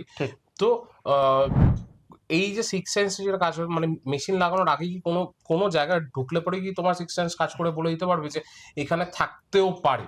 একটা কোয়েশ্চেন মার্ক থাকতো, যেরকম তুমি একটা স্কুলের কথা বললে আমাকে। তো এরকম কি তোমার হয়, মানে কোনো জায়গায় গেলে পর তুমি, মানে ধরো মেশিন নিয়ে গেলে না, কোনো ইনস্ট্রুমেন্ট নিয়ে গেলে না, বাট তুমি প্রেজেন্স ফিল করতে পেরে গেলে, এরকম কি কিছু হয়? এতদিনের গবেষণায় বলি যে আমাদের প্রত্যেক গবেষকেরই ষষ্ঠ ইন্দ্রিয় একটু পাকা হয়ে যায়। তো আমি বেসিক্যালি আমার কথা বলি, এই জিনিসটি আমার মধ্যে আছে। যদি তুমি আমাকে কোনো জায়গায় ক্লেম করো যে এখানে এরকম ব্যাপার হচ্ছে, সেখানে গেলে অবশ্যই আমার ষষ্ঠ ইন্দ্রিয় বলে যে নিজের মতো করে একটা ব্যাখ্যা দেওয়ার চেষ্টা করে ষষ্ঠ ইন্দ্রিয়। তার সঙ্গে আমিও আমার বিজ্ঞান ভিত্তিক ব্যাখ্যা দেওয়ার, আমার পঞ্চ ইন্দ্রিয়ের সঙ্গে আমার ষষ্ঠ ইন্দ্রিয়কে একসঙ্গে এক করার চেষ্টা করি। অবশ্যই এখন এতদিনের রিসার্চে তো এটা হয় যে একটা কিছু তো বোঝা যায় যে এখানে এনার্জি প্রেজেন্স আছে কি নেই, বা সত্যিকারে কি মানুষটা কি বলছে। অনেক সময় ক্ষেত্রে বলেও দিই যে কিছু নেই। ওটা সাইকোলজিক্যাল হতে পারে, অনেক কিছু হতে পারে, ভূতের সিনেমা দেখেছে বা অনেক চর্চা করে, যেটা তুমি বললে যেটা হয়। এবার আমাকে একটা জিনিস বলো, কোনো কমন ম্যান, ধরো আমার মতন একটা কমন ম্যান তোমার কাছে রিচ করার আগে কোনোভাবে কি ও বুঝতে পারবে, মানে কিছু করে বুঝতে পারবে তার বাড়িতে কোনো এনার্জি প্রেজেন্স আছে কিনা? ঠিক, প্রথম কথা বলি যে আমরা তো মানুষ, বলে যে অনেক জন্ম তপস্যা করলে মানব জন্ম আসে। ঠিক, তো আমি বলি যে অবশ্যই আমরা প্রত্যেকেই যখনই আপনাদের বাড়িতে, বা আপনার যদি মনে হয় যে আপনার সঙ্গে সত্যিকারে কিছু ন্যাচারালের বাইরে সুপার ন্যাচারাল ঘটনা ঘটছে, সেখানে আপনি নিজে থেকেও সেখানে চেষ্টা করতে পারেন, কিন্তু আপনার মধ্যে সেই সাহসটুকু থাকতে হবে। ভয় পেয়ে গেলে আপনি যত ভয় পাবেন, যদি আপনার বাড়িতে কোনো এনার্জির প্রেজেন্স থাকে, আপনি বুঝতে পারছেন, আপনি তত লো হয়ে যাবেন। আপনি যত হাই থাকবেন সেই এনার্জির সঙ্গে ততটাই আপনি ক্লোজড ভাবে ম্যানিপুলেট করতে পারবেন। আমি বলি খুব কমন ব্যাপার, যদি আপনার মনে আপনার রান্নাঘরে সত্যিকারের কিছু হচ্ছে, কোনো বাটি পড়ে যাচ্ছে বা কোনো রকম ফুড মুভমেন্ট হচ্ছে, তো আপনি চেষ্টা করুনই না। তুমি আর আমি যেভাবে কথা বলছি সেভাবে একটা কিছু রেখে, অবজেক্ট রেখে চেষ্টা করে বলোই না যে সত্যি আপনি যদি এই জিনিসগুলো করে থাকেন, তাহলে আপনি আমার সামনে করে দেখো না তোমার মনের ভুল কিনা, বা তোমার কোনো সাইকোলজিক্যাল হ্যালুসিনেট করছো কিনা। বা সত্যিকারে তোমার বাড়িতে কিছু আছে কিনা, তারপর তো আমরা হ্যাঁ গবেষকরা মানে আছি। ওটা হয়ে গেলে পরে তো পুরোপুরি বুঝে গেল যেখানে আছে, দেন তোমাদেরকে রাখতে হলে তাদের তোমাদের কাজটাও অনেকটা ইজি হয়ে যায়। ইজি হয়ে গেল। তো তুমিও তোমার মন থেকে মানে যে সেই মানুষটিও তার মন থেকে ক্লিয়ার হতে পারে হুম যে আমার সত্যিকার সাইকোলজিক্যাল প্রবলেম হচ্ছে কিনা। হয়তো একদিনে হয়তো নাও হতে পারে। আরেকদিন চেষ্টা করে দেখুন। হুম তারপর আরেকদিন চেষ্টা করে দেখুন। দেখুনই না আপনার মন থেকেও তো ক্লিয়ার হতে হবে। কারেক্ট। ১ম এই যে স্পিরিট বা এনার্জি বা ভূত আছে বলেই ছুটে গেলাম হুম বা আপনি সেটা মেনে নিলাম। একদিন একটা কিছু আওয়াজ শুনে সেটা কেন তো যাবে? সেই। আপনি আগে নিজেই দেখুন না চেষ্টা করে। হ্যাঁ, আমার কাছে আরেকটা জিনিস আছে। তোমরা যখন একটা ইনভেস্টিগেশন করতে যাচ্ছ, সেখানে ধরো একটা খুব স্ট্রং মানে স্পিরিটস এর প্রেজেন্স রয়েছে। তো তোমাদের যে টিম বা তোমাদের মধ্যে সেটা কি কখনো এফেক্ট করতে পেরেছে কোনো? আমার এতদিনের গবেষণা আমি বলি আমাকে একটা নোকের আঁচড়ও এখনো পর্যন্ত মারেনি। হুম, কেননা আমি খুব একটি আ প্রসেস এ ইউজ করি। এটি আমাকে এটা আমাকে বলেছিলেন অ্যালেন টিলের সাহেব বলেছিলেন। ওকে। উনি আমাকে বলেছিলেন যে, "গিভ রেসপেক্ট, গেট রেসপেক্ট।" আমরা হুম, এটা প্রত্যেকটা মানুষই হুম, হুম, মনে করি। যে আমরা যেই প্রফেশনেই আছি না কেন, আমি যদি তোমাকে যদি সম্মান না দিই, হুম, এই তোমার সঙ্গে দেখা হলো, তোমাকে সে যদি খুব রাফ ব্যবহার করতে, correct। তুমি হয়তো আমাকে আজকেই দেখে হয়তো পরের দিন ডাকতে না। হ্যাঁ, বা স্বাভাবিক। তুমি যদি এসে এই যে তুমি আসলে, তুমি আতিথ্যতা করলে, হুম, একটা সুন্দর ব্লাক কফি খাওয়ালে। এটা যদি না করতে তাহলে আমিও তো বলতে পারতাম যে আর পরের দিন থেকে এর হুম, কাছে হুম, যাব হুম, না। হুম, ছ্যাচড়া টাইপ হলো। হুম, তো আমি মনে করি যে তুমি যতটা সম্মান দেবে তেনাদের, তোমাকে ৪ ডবল সম্মান ফিরিয়ে দেবে। ওকে। কিন্তু এই কেসের ক্ষেত্রে আমি বলে রাখি রণজয় বিষ্ণুর ক্ষেত্রে প্রভোকেশন এ না গেলে এই স্পিরিটের কোন রকম কিছু করা যেত না। কারণ আমি কেসটা নিয়ে এগোতেই পারতাম না। কেননা রণজয় বিষ্ণুর কেসটি আমার কাছে একটু চ্যালেঞ্জিং কেস ছিল। হুম, রাইট, রাইট। আর সম্মানের কেস ছিল। হুম, প্রত্যেক গবেষকের কাছেই তো একটি জিনিস চ্যালেঞ্জিং একদম, থাকে। একদম, তুমি এতদিন ধরেই এই একটা প্রফেশন এ রয়েছো। তোমার কাছে কিছু চ্যালেঞ্জ থাকে। একদম। তো এই কেসের ক্ষেত্রে আমার মনে হয়েছিল প্রভোকেশন ছাড়া কোনো উপায় ছিল না। আমি তাই বলি যারা নতুন গবেষক আমাকে শুনছে, যারা হুম, চেষ্টা করছে যে নতুন গবেষণায় আসবে, তারা আমার এই ভিডিওটা দেখার পর অবশ্যই প্রভোকেশন এ কখনো পা দেবেন না। এটা কারণ এটা ক্ষতিও করতে পারে। হয়তো করতেও পারে। হুম, আমাকে এখনো পর্যন্ত করেনি। হুম, হুম। হয়তো করতেও না, পারে। যারা নতুন আসে তাদের জন্য মানে একটা তো করতেই আমরা পারে। অ্যাডভাইস সেকশন রাখবো এখানে। হ্যাঁ, হুম, আমি বলব যে হুম, একদমই প্রভোকেশন পার্টটাতে যাবেন না বা এই স্পিরিট কে পাম্প আপ করবেন না। হুম, আ কেন ব্যাকফায়ার হয়তো করলেও করতে পারে। কারেক্ট। তো ওইজন্যই বলি যে আপনারা চেষ্টা করুন গিভ রেসপেক্ট, গেট রেসপেক্ট ভাষাটা ইউজ করা। যেখানে ওনারা বলবেন ছেড়ে দিতে, ছেড়ে দেবেন। হুম, আমিও হুম। এতদিন ধরে তাই করি। যেখানে মনে হয় ওনারা বলেন এখানেই স্টপ, সেখানেই স্টপ করে দেওয়া উচিত। Right, right. আমারও সেই একই মত। কারণ দেখো আমার কাছে তো সেই এক্সপার্টিস নেই। আমি তো একটা কমন ম্যান। তাই। আমি শুধু জানতে চাই আমার ভুল ধারণাটা বা আমার ধারণাটা কতটা সত্যি বা কতটা মিথ্যে, সেটার জন্য হয়তো আমি একটা তোমার প্রসেসে আমি একটা দেখে নিলাম এই জায়গাটায় যদি আমার ফিল হয় যে এখানে রয়েছে, আমি একটা টেস্ট করে নিলাম। এবার টেস্ট করে যদি আমি পাই সেখানে আমার এক্সপার্টসরা রয়েছে। সেখানে আমি এক্সপার্ট তোমাকে কনট্যাক্ট করলাম। তুমি আসলে এসে তুমি ফার্দার প্রসেস গুলো করলে। ঠিক, এবার এটা তো একটা আলাদা ডাইমেনশন। ঠিক ঠিক প্যারালাল আছে? ডাইমেনশন একটা আমি বলব। প্যারালাল ডাইমেনশন যে সম্পূর্ণ ডাইমেনশনে আমরা দেখতে পাচ্ছি না কিন্তু তারা আমাদের দেখতে ১০০ পাচ্ছে। বার, ১০০ বার। এবার এটা এক্সপার্ট ছাড়া কিন্তু করাটা খুবই মুশকিল। কারণ আমার মতন ছেলে আমি তো জানি না আমার সামনে কোন ডাইমেনশনের কে বসে আছে। ঠিক হতেই পারে। আমার মনে হয় যে অঙ্কের সূত্র না জেনে যেমন অঙ্ক করা উচিত নয়, একদম। সেরকমই কোন রকম যদি আপনি অনেকদিন ধরে চর্চা না করেন হুম, বা আপনি সেটা নিয়ে পড়াশোনার যদি আপনার নলেজ না থাকে, কারণ আমি জানি যে সেখান থেকে বেরিয়ে কি করে আসতে হবে। কারেক্ট। কেন আমার এতদিনের অভিজ্ঞতা, এতদিনের হুম, রিসার্চ। তারপর তো তেনাদের ওপরে। হুম, তেনারা আমাকে বেরাতে দেবে কিনা সম্পূর্ণ সেটাও তেনাদের ওপরে। রাইট। ওই যে বললাম যে সম্পূর্ণ মনে রাখবেন যে আপনি পড়াশোনা না করে, আপনার এক্সপেরিয়েন্স না থাকলে, আপনার কোন রকমভাবে কোন চর্চা না থাকলে আপনার এই জিনিস করাটা খুব চাপের ব্যাপার। রাইট। এই যে যেটি পাম্প আপ করা বা যেটি ম্যানিপুলেট যেটি প্রভোকেশন করা, এটিতে যাবেন না নতুন হুম, গবেষকরা। হুম, হুম, হুম। শেখার চেষ্টা করুন, অনেক সময় আছে। আপনারা নিজেরাই বুঝতে পারবেন কোনটা কোন সময় ইউজ করতে হয়। এই যে যারা নতুন প্রজন্ম যারা আসতে চাইছে তাদেরকে তুমি একটা বলছিলে প্রভোকেশন না করাই ভালো, স্মুথলি নাই ভালো, বিকজ ডাইমেনশনটা আলাদা হয়ে যাচ্ছে। রাইট। সেই ডাইমেনশনে আমরা হয়তো চোখে দেখতে পাচ্ছি না, কিন্তু যারা ওই ডাইমেনশনে রয়েছে তারা কিন্তু আমাদেরকে দেখতেও পাচ্ছে, ক্ষতি চাইলে ক্ষতিও করতে পারে, ভালো চাইলে ভালোও করতে পারে। এবার একটু মানে সাইন্টিফিক জায়গা থেকে একটু বেরিয়ে গিয়ে আমি একটা জায়গায় আসতে যাই। এই যে এনার্জি কি আমাদের বডিতে প্রবেশ করতে পারে?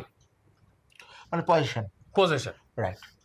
তোমাকে বলে রাখি যে 99.9% ক্ষেত্রে ও। আমার রিসার্চে পজিশন একদমই তার হয় ম্যান-মেড, নাহলে হ্যালুসিনেট, নাহলে সাইকোলজিক্যাল স্প্লিট পার্সোনালিটি হতে পারে, ডুয়াল হুম, হুম, পার্সোনালিটি হুম। হতে পারে, নানা রকম রোগ হতে পারে। বেশিরভাগ ক্ষেত্রেই মানুষ ম্যানমেড হয়ে থাকে। তোমাকে একটি কেসের কথা বলি, রিসেন্টলি একটি কেস আমার কাছে এসেছিল, সেই সোদপুরে ওকে। একটি মেয়ের বছর 19-20 বছরের একটি মেয়ের, সে দাবি করছিল, তার বাড়ির লোক দাবি করছিল তার মধ্যে এমন কিছু আত্মা আসে বা তার মধ্যে প্রবেশ করে, যেটি যেটি আসার পর ও নাকি প্রচন্ড রকম ফেরেশতাস হয়ে যায়, মানে যারকম নানারকম ভাবে অ্যাগ্রেসিভনেস। এটা কি এটাই যে একটা মেয়ে মানে ম্যাক্সি পরে এক্স্যাক্টলি আমি ভিডিওটি পোস্টও করেছিলাম। এর পরের ক্ষেত্রে আমি বারবার আমি ওনাদের বলেছিলাম যে দেখুন এইসব কেস যখন আমার কাছে আসে, তখন আমি প্রথম কথা আমি আমার একজন বন্ধু আছে যিনি চিফ সাইকোলজিস্ট জেএনএম মেডিকেল কলেজের, তার কাছে আমি রেফার করি যে তার কাছ থেকে আগে ব্যাখ্যা নিন। ওনার কাছে যখন যায় উনি আমাকে বারবার বলে যে জিনিসটা ম্যানমেডই মনে হচ্ছে, কারণ সাইকোলজির এর ব্যাখ্যাতে যা ও বললো, ব্যাখ্যা দিল, সেগুলো কোনো বিজ্ঞান ব্যক্তিভাবে মিলছে না। তোর কাছে কি ব্যাখ্যা? তো আমার মনে হয়েছিল যে কোনো রকম ভাবে এই মেয়েটি নিজে থেকেই করছিল। আচ্ছা, পরে এখন তো শুনেছি নাকি মেয়েটি নর্মাল। ওকে। তো বেশিরভাগ ক্ষেত্রেই বলি এই সাইকোলজিক্যাল প্রবলেমই 99.9% ক্ষেত্রে, খুব রেয়ারেস্ট, এত সস্তা নয়।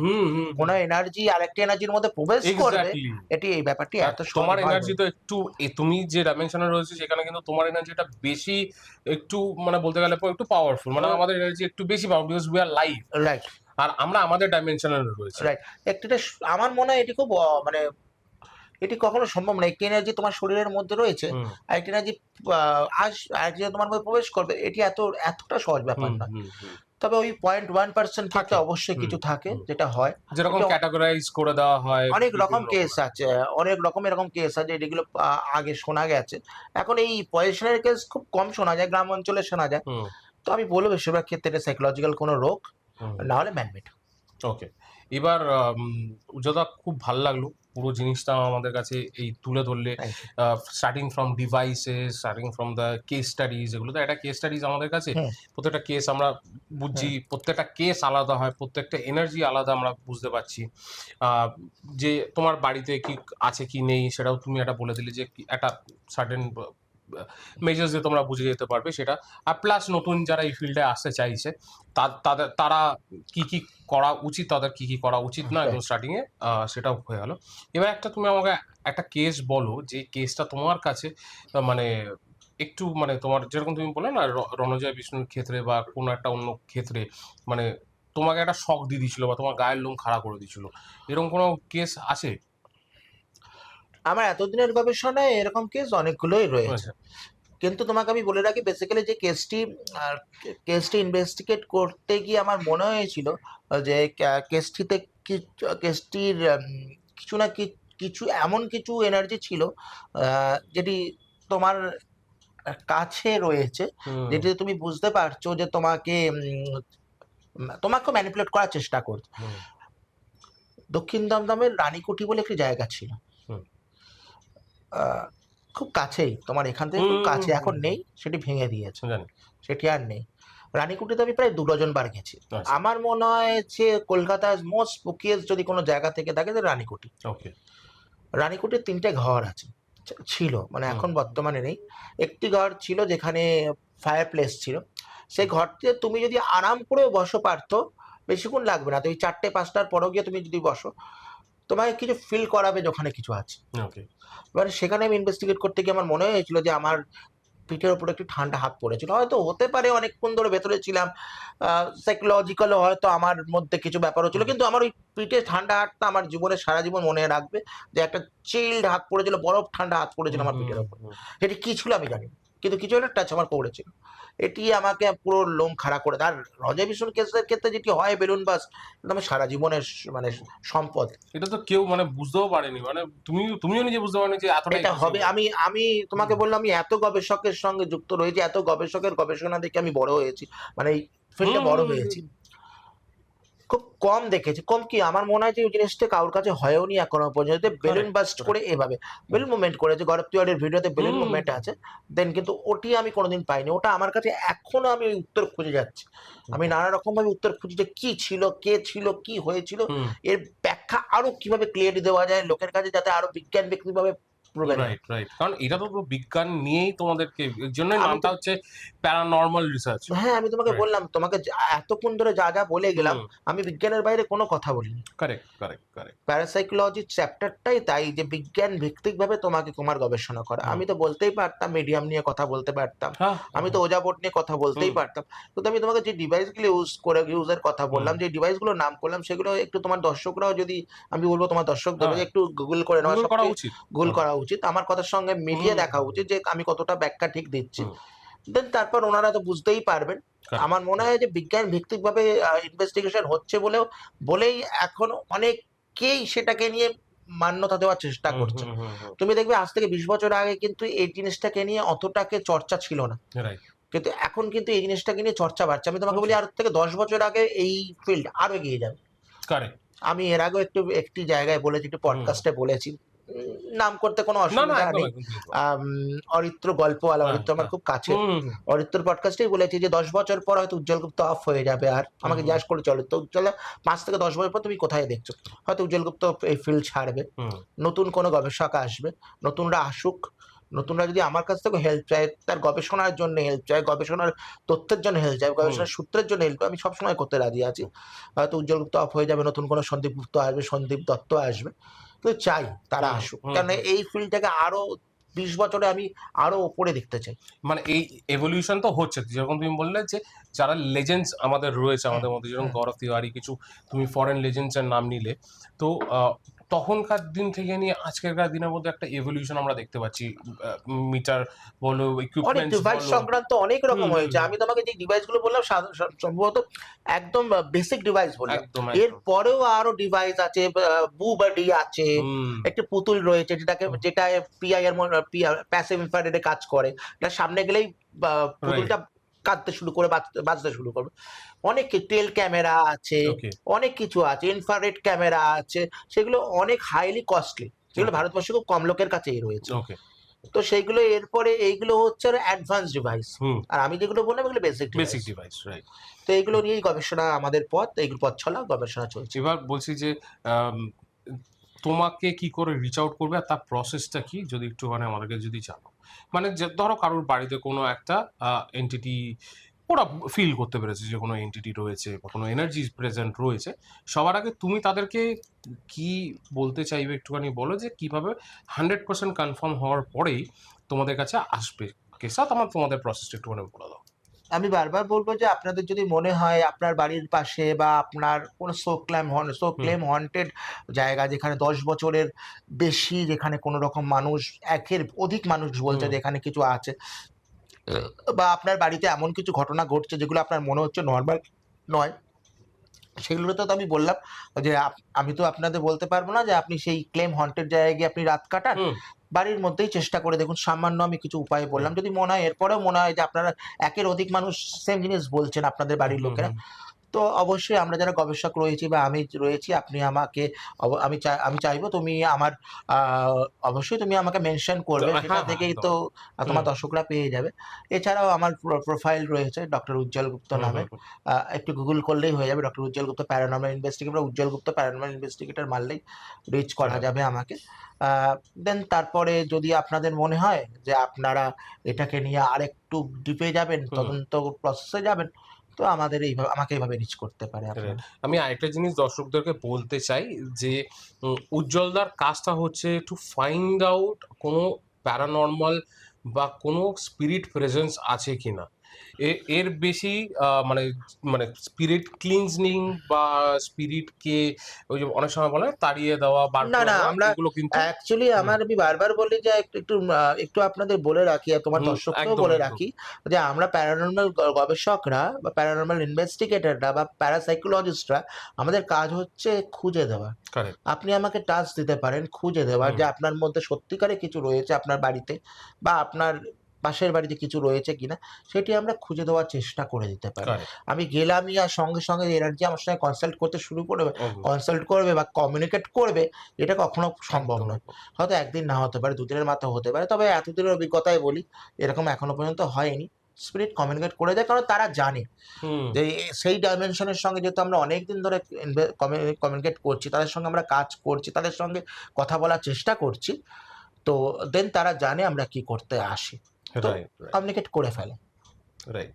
তো এইটা একটা মানে আমি চাইলাম যে আমাদের দর্শকরা জানুক যে প্যারানর্মাল রিসার্চ আলটিমেটলি কি, মানে প্যারানর্মাল রিসার্চের মোটিভটা কি, রাইট। আর প্যারানর্মাল রিসার্চ কি করে কাজ করে আমাদেরকে। আমরা আজকের ভিডিও থেকে কিন্তু এটা মানে দর্শককে তুলে ধরতে পারলাম যে এই যে ওয়ার্ডটা আমরা ইউজ করি, আমরা খুব কমনলি, যেটা তুমি আমাকে বললে যে প্ল্যানচেট, এটা অনেক লোকেদের কিন্তু মিসকনসেপশন যে ওই ওই প্রসেসটাকে প্ল্যানচেট বলে, ঠিক। বাট আলটিমেটলি ওই প্রসেসটা না, যে মোডটা তুমি হাত দিয়ে রেখেছো ঠিক। সেটাকে প্ল্যানচেট সেটাকে বলে, বাট planchet বলে। আউজা বোর্ডটাকে আউজা বোর্ড আউজা বলে। বলে। আমরা দর্শককে আগেও বলে দেবো যে এরকম কিছু করার চেষ্টা করবেন না। যদি আপনাদের মনে হয় প্রেজেন্স রয়েছে, হয়তো একটা মিনিমাম যেটা বললো একটা প্রসেসে আপনারা কমিউনিকেট করে কনফার্ম করার পরে কিন্তু উজ্জ্বলদার সঙ্গে কনসাল্ট করতে পারবেন। উজ্জ্বলদার টিম তখন ওখানে গিয়ে পুরো অ্যাডভান্স লেভেলে গিয়ে আপনাদের সামনেই পুরো ইনসিডেন্টগুলো হবে, যেমন রণজয়া বিষ্ণুর বাড়িতে যেরকম ঘটনা ঘটেছিল, বা ব্যারাকপুর ইনসিডেন্ট যেরকম ঘটেছিল, বা আমাদের কাঁসাপাড়া জিমে যে ইনসিডেন্টটা এরকম অনেক ঘটেছিল। কেস আছে, আমার প্রায় হুম। 200 প্লাস কেসেস রয়েছে। আমি একটু বলবো হ্যাঁ প্লিজ। তোমার দর্শকদেরও হুম। বলবো, আমার ভিউয়ার্সদেরও বলবো যে পারলে আমার মাই জার্নি টু ডার্কনেস, আমার রিসার্চ বইটা অ্যামাজনে এই মুহূর্তে নেই, কিন্তু আপনি যদি আমার সঙ্গে যোগাযোগ করেন, আপনারা যদি পড়তে ইচ্ছুক হন, হুম। আমার কেসেস প্রায় ওর মধ্যে 200 প্লাস কেসেসের মধ্যে টপ 10 কেসেস রয়েছে, যে কেসেসগুলো আমার টপ 10 কেসেস, মানে মনে হয়েছে যে এই টপ 10 কেসেস না হলে আমার জীবন, মানে এতদিনের গবেষণা পূর্ণ হতো না। হুম।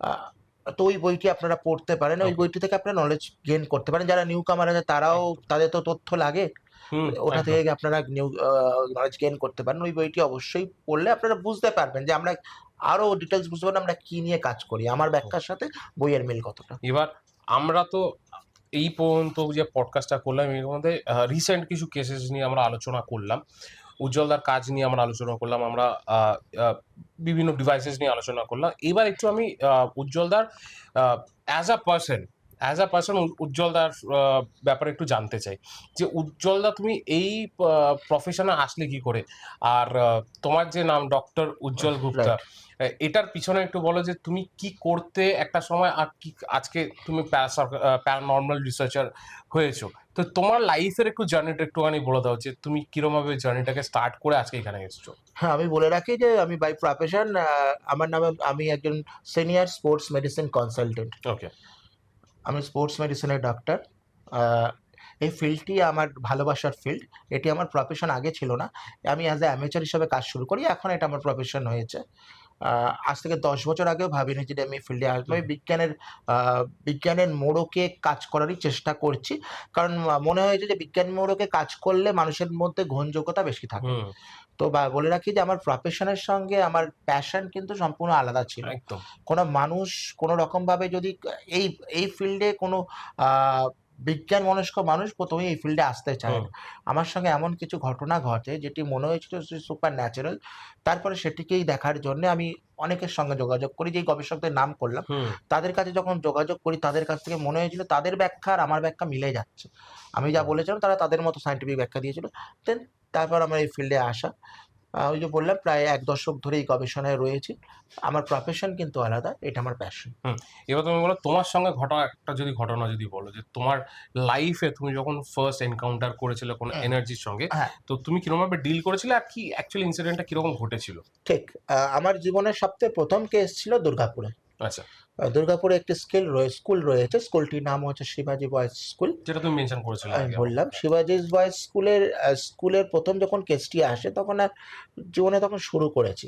কি হবে জানি না, হয়তো এই ফিল্ড নিয়ে এগাতেও পারবো কিনা হুম, জানি না। হুম, কারণ এই ফিল্ড অনিশ্চয়তায় ভরা। হুম, তো শিবাজি বয়েজ স্কুলের যখন তার তথ্য আমার কাছে আসে, সেখানকার একজন তখনকার দিনের গবেষক, সে এখন গবেষণা করে না, আমার খুব কাছের ভাই, কাছের বন্ধু বিশাল, তার সম্বন্ধে সেই কেসটি সম্বন্ধে জানায় এবং বলে দাদা তখনই ১২ বছর ধরে বন্ধ। ওকে। 2019 এর কথা বলছি, 18-19 এর কথা বলছি। তখনই ১২ বছর ধরে বন্ধ। তো দাদা তুমি একবার এখানে আসতে পারো, এসে একবার দেখতে পারো। কারণ এই স্কুলটি নিয়ে একটা মিথ রয়েছে। ওকে। তখন জানায় যে স্কুলে একটি বাচ্চার এন্টিটি রয়েছে। বাচ্চাটির কেসটি হচ্ছে স্কুলের ভেতরে একটি স্টুডেন্ট ছিল। সেই বাচ্চাটি পাতকুয়ে কোনো রকম কারণে পড়ে মারা যায়। আচ্ছা। তারপর থেকেই স্কুলটিতে প্রবলেম শুরু হয়। কেমন হয়? যদি পাতকুয়োর সামনে কোনো বাচ্চারা যায় তাদের ছেলে ফেলে দেয়। ওকে। এবার শুধু তাই নয়, ক্লাসরুম আস্তে আস্তে ক্লাসরুমে যদি ক্লাস করতো, সেই ক্লাসরুম পিছন থেকে মানে বন্ধ করে দিত। তারপর দেন যেটা হতো, টিচার্স রুমে কেউ বন্ধ করে দিত। সকালবেলা স্কুল বিকালবেলা শেষ হয়ে যেত, সকালবেলা যেত সারা বোর্ডে হিজিবিজি কাটা, স্কুল পুরো তালা দেওয়া। এই ঘটনা আস্তে আস্তে ছড়াতে শুরু করলো। ওকে। আর এসব ঘটনা ছড়াতে সময় বেশি লাগে। সময় লাগে না। আস্তে আস্তে স্কুল বন্ধ হতে শুরু করে, স্টুডেন্ট কমতে শুরু করে, তবে স্কুলটা বন্ধ হয়ে যায় কালক্রমে স্কুলটা বন্ধ হয়ে যায়। আমি যখন 2018 কি 19 প্রথম যাই, স্কুলটি বন্ধ হওয়ার কোনো কারণ নেই, বিশাল ক্যাম্পাস, তুমি গুগল করলেও দেখতে পাবে শিবাজি বয়েজ স্কুলের ক্যাম্পাস, বিশাল ক্যাম্পাস, এখনো শিবাজি বয়েজ স্কুল আছে আর বড় ক্যাম্পাসটিতে এখন তো পুরো একটি ভূত বাংলার হয়ে পড়ে আছে। আচ্ছা। তখনও তাই ছিল। শিবাজি বয়েজ স্কুলের পার্টিকুলার একটি জায়গা আছে, সেই জায়গাটির কথা বলি। সেই জায়গাটি আমি 2023 ঢুকতে পারি, 2019 আমি কিন্তু ভেতরে ঢুকতে পারি। 19 যখন যাই তখন যেগুলো মনে হয়েছিল যে সামথিং ইজ দেয়ার, সেটাকে আরো ক্লিয়ার করার জন্য 2023 যাই। তখন যেহেতু ওখানকার একজন নাম করা ইনফ্লুয়েন্সার, বড় ইউটিউবারের থ্রুতে যাই, ভেতরে ঢোকার আমার সৌভাগ্য হয়। আচ্ছা। ভেতরে যখন সৌভাগ্য হয়, ওর ভেতরে একটি কিচেন মতো আছে, সেখানে আমি ইনভেস্টিগেট করি। সেখানে আমি অনেক রকম ইন্টেলিজেন্ট প্রশ্ন করি। সেই ক্ষেত্রেও আমি কিছু ডিভাইস ইউজ করি, দুটো বেসিক ডিভাইস ইউজ করি। একটা ইকোবক্স, যেটা আমি বললাম, আর একটা ইউজ করি ইএমএফ মিটার। ইএমএফ মিটারে যখন আমি কমিউনিকেট করার চেষ্টা করি, তখন যা যা বলার চেষ্টা করি, যে এনার্জি থাকুক না কেন, বারবার বলার চেষ্টা করি যে আপনি এখানে আসুন, আসার চেষ্টা করুন। যদি আপনি ওর সামনে আসেন, তাহলে আপনি যদি সামনে আসেন, তাহলে ওখানে ডিজিট আসবে। সেখানে একটি একটি করে ডিজিট আসতে শুরু করে, সেই ডিজিটগুলো ইউজ করি। এই কেসের ক্ষেত্রে সবথেকে বড় যেটি ঘটনা ঘটে, সেটি হলো যে আমি যখন ইকোবক্সে জিজ্ঞাসা করি আপনি আমার নাম বলতে পারবেন, যে এনার্জি থাকে সেখানে পরিষ্কার ডক্টর উজ্জ্বল গুপ্ত বার্তি আসে, যার ভিডিও আমি তোমাকে দেবো, তুমি সেই ভিডিওটি এখানে অ্যাটাচ করবে, তাহলে জিনিসটা ক্লিয়ার হবে। বলুন বিষয় পদবী। ডক্টর, হ্যাঁ আমি ডক্টর উজ্জ্বল, ঠিকই বলেছেন, আমি ডক্টর উজ্জ্বল। আপনি চিন্তা আস্তে আস্তে এই চারদিকে সোশ্যাল মিডিয়া এটা আস্তে আস্তে ভাইরাল হতে শুরু করে, লোকে চিনতে শুরু করে টুকটাক। তারপর আস্তে আস্তে আরো গভীরে যাওয়ার চেষ্টা করি। এই কেসগুলো যখন বিদেশে পাঠাই অ্যালেন টিলারের কাছে, তারাও মান্যতা দিতে শুরু করে যে কিছু তো ছিল, নাহলে তো এই জিনিস হওয়া সম্ভব না। তুমি যে ডিভাইসগুলো ইউজ করছো যেগুলো আমরা ইউজ করি। তো দুর্গাপুরের শিবাজি বয়েজ স্কুল আমার জীবনের সবথেকে প্রথম ইনভেস্টিগেশন, আর আমার জীবনের মনে হয় পথ চলার পাথেও যদি হয়ে থাকে, শিবাজি বয়েজ স্কুল আমার জীবনেরই সবথেকে বড় একটি পিন পয়েন্ট। হয়তো শিবাজি বয়েজ স্কুল না থাকলে হয়তো আজ তোমার পাশে বসে আমি ইন্টারভিউ দিতামও না, হয়তো তুমি আমাকে ডাকতেও না। না মানে এই যে একটা তো টার্নিং পয়েন্ট থাকে তোমার লাইফে, এটা একটা হিউজ টার্নিং পয়েন্ট, কারণ তুমি যে স্কুলটাতে গেছো সেটা একটা অ্যাবান্ডেন্ট স্কুল, প্রথম কথা। আর আমরা ম্যাক্সিমাম ক্ষেত্রে দেখেছি যে যেখানে অ্যাবান্ডেন্ট হয়ে যায় যেসব এরিয়াতে, সেই সব এরিয়াতে কিন্তু স্পিরিট প্রেজেন্সটা বেড়ে যায়।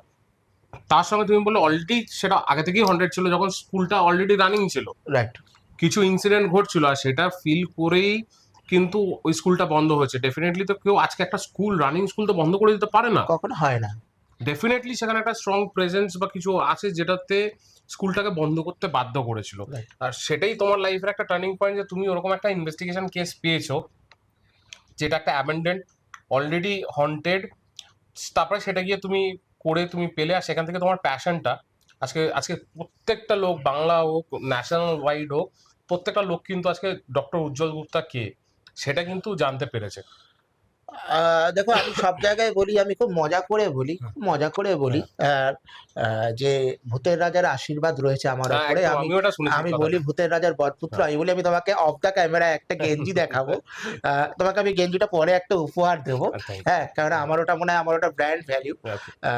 তো ওই গেঞ্জিটি আমি বিশ্বাস করি যে ভূতের রাজার আশীর্বাদ আমার উপরে রয়েছে, আর আমাকে অনেক মজা করে বলে যে আমি ভূতের রাজার বরপুত্র, তার আশীর্বাদ হয়তো আমার উপরে রয়েছে, নাহলে এটি সম্ভব ছিল না। কারণ অনেক গবেষক এই সময় আমি যখন শুরু করি, অনেক গবেষক আমার সঙ্গে শুরু করে, তারা হয়তো কালক্রমে হারিয়ে যায়, হয়তো না হারালেও হতো, কারণ আমার মনে হয় তাদের আমার থেকে বেশি ক্যাপাবিলিটি ছিল, আমার থেকেও।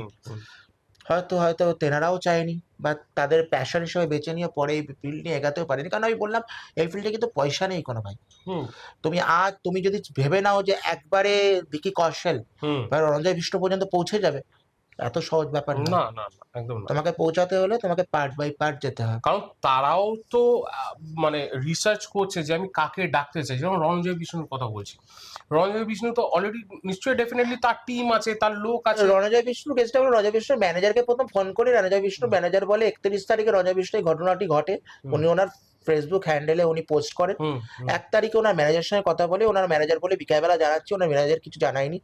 দ্য ইন্ডিয়ান ক্রনিকলস ব্যাপারটিকে লিড করেন। ইন্ডিয়ান ক্রনিকলসে যিনি চিফ এডিটর আছেন উনি আমার খুব কাছের বন্ধু ভাই। মানে আমরা দুজনকে ভাই বলি। তো ওর চিফ এডিটর ব্যাপারটিকে নিয়ে যখন রণজয় বিষ্ণু নাম্বার জোগাড় করেন, রণজয় বিষ্ণু বলে আমাকে 10টা মিনিট সময় দিন। আমি জানি না রণজয় বিষ্ণু হয়তো আমার সম্বন্ধে কোনো রকম ভালো কিছু দেখেছিল, হয়তো পারে গুগল হতে পারে, দেখো বা ডেফিনেটলি দেখবে ওটা। বা নালে আমাকে কেউ কারোর একদম। থাকা মানে যেখানে বেডরুমে একটি মানুষকে আননোন মানুষকে ঢুকতে দেওয়া মানে তার সম্বন্ধে পারফেক্ট রিসার্চ না করে কখনো কেউ ঢুকতে দেবে না। দেয়? একদম একদম আমি হলে দিতাম, তুমি হলে দিতে? একদম সেটাই। কেন ওটা খুব গোপন জায়গা। হুম হয়তো উনি আমার সম্বন্ধে কিছু রিসার্চ করেছেন। জাস্ট 15 মিনিট পরে বললেন যে আপনারা কবে আসবে। 3 তারিখে আমি প্রথম ঢুকি হুম রাত্রিবেলা। আমাকে 12টার সময় দিয়েছিল। আমি বলেছিল আমাকে প্রথম 2টোর সময় দেয়। তো আমার 2টোর সময় খুব অসুবিধা হচ্ছিল। আমি 12টার সময় বলেছিলাম। আমার team are the Indian Chronicles পুরোটা লিড করে। 12টার সময় যাই। রণজয় বিষ্ণুর ওখানে যারা তত্ত্বাবধানে ছিলেন তারা আমাকে তার প্রথম ফ্ল্যাটে নিয়ে যায়। রণজয় বিষ্ণু 1:15 নাগাদ আসেন। 1:10 কি 1:15 নাগাদ আসেন। দেন কিছুক্ষণ আমার সঙ্গে ইন্টারভিউ হয় কি হয়েছিল জানার পর। তারপর ইনভেস্টিগেশন হয়। রাইট। তো হয়তো উনি আমার সম্বন্ধে ভালো ধারণা ছিল বলেই আমাকে হয়তো ডেকেছেন। কারণ কেউ কাউকে যখন ডাকছে, স্পেশালি এরকম একটা ফিল্ড, এটা তো আর ছেলে খেলা না। অবশ্যই ইউ তখন আর ছেলে ডিলিং খেলা। উইথ প্যারালাল ডাইমেনশন বা একটা অন্য ডাইমেনশনের কোন একটা এন্টিটির সঙ্গে তুমি মানে তোমার একটা ঘরের ভিতরে যদি একটা আলাদা ডাইমেনশনের যদি কেউ থাকে, তো অবভিয়াসলি সে তার ভিতরে তো একটা ভয় কাজ করছে, তার ভিতরে একটা অন্যরকম ফিল কাজ করছে। সে এটা তো ছেলে খেলা না। সে ডেফিনেটলি একটা রিসার্চ করে একজনকে ডেকে এনেছে, তোমার মধ্যে সেই ক্যাপাবিলিটিটা দেখেছে, তোমার মধ্যে সেই রিসার্চগুলো, সেই কেসেসগুলো দেখেছে বলেই কিন্তু সে ডেকেছে। তো ইট ইজ কাইন্ড অফ আমি ওটাই বললাম যে ডক্টর উজ্জ্বল গুপ্তা কে। আর তার যে কাজগুলো হচ্ছে মোর দ্যান 200 কেসেস তুমি হ্যান্ডেল করেছো, সেই ক্ষেত্রে তুমি বলে কারোর আশীর্বাদ তোমার উপরে রয়েছে। 100 বার আমি তো এটা মানি, সবসময় একদম। মানি যে আমি হুম। আমি আর এখনো স্পিরিট কমিউনিকেট করছে তোমার সঙ্গে, এমন না যে স্পিরিট কমিউনিকেট করছে না, স্পিরিট কমিউনিকেট করছে। তারা হয়তো চায় যে আমার মাধ্যমে এমন কিছু কথা তুলে ধরা যেটা তাদের বলা হয়নি। একদম। যেটা তুমি আমাকে একদম প্রথমে বললে, যে একটা জিনিস বলেছে যে স্টেটে একটা লোক মারা যায়, এই যে জিনিসটা হয় কোনো অ্যাক্সিডেন্টাল হ্যাঁ, ব্রেনের হার্ডওয়্যারে তার শেষ স্মৃতিগুলো থেকে যায়। থেকে যায়। হয়তো সেই ক্ষেত্রে হয়তো তাদের না বলা কথা আমাকে দিয়ে বলেই বেড়াচ্ছে। হ্যাঁ মানে এক্স্যাক্টলি। এরকম কমেন্ট আমি অনেকবার পেয়েছি। হুম পার্থ, তোমাকে বলি যে এরকম কমেন্ট আমি অনেকবার দেখেছি যে কিছু বিজ্ঞান জানা মানুষ তারা বলেছে যে যে হয়তো আপনার মাধ্যমে তারা মিডিয়াম খুঁজে পাচ্ছে যে তাদের না জানা কথা বলে বলে বলে। বা শেষ ইচ্ছাটা বা শেষ কথাটা সে বলে হয়তো সে বেরোতে পারছে না ওই ওই মানে তোমার ডাইমেনশনটার থেকে, হয়তো সে মুক্তি রিলিজ পাচ্ছে হতে না। পারছে না। হ্যাঁ আমি তোমাকে আরেকটু বলে রাখি যে এই মাস 2 ধরে আমাকে খুব কাশি টানছে। ওকে। মণিকর্ণিকা ঘাটে আমি একটু পোস্টও করেছিলাম যে হ্যাঁ আমি পোস্টটা দেখেছিলাম। আমার মনে হয়েছিল যে আমার স্বপ্নে মনে হয়েছিল, আমি জানি না হয়তো আমি মণিকর্ণিকা ঘাট নিয়ে এত পড়ছি ভাবছি বলে কিনা, কিন্তু আমার মনে হয়েছিল মণিকর্ণিকা ঘাট, হাজারো আত্মা, হাজারো এনার্জি, আর আমি একা। হুম।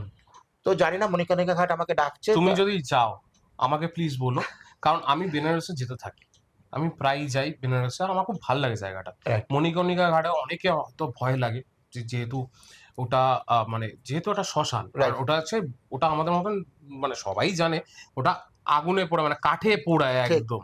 আর ওখান থেকে নাকি বলা হয় যে ওখান থেকে স্বর্গ মোক্ষ লাভ হয়। মোক্ষ লাভ হয় কাশি থেকে।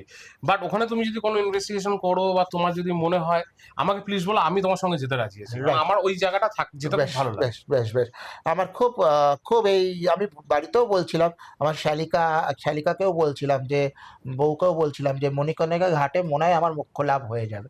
ওরা হাসছিল। আর আমি সত্যিকারে বলছি যে তুমি যদি বলে করো, তুমি যদি বলো যে উজ্জ্বল দা তুমি কি পরের জন্মে উজ্জ্বল গুপ্ত হতে চাও?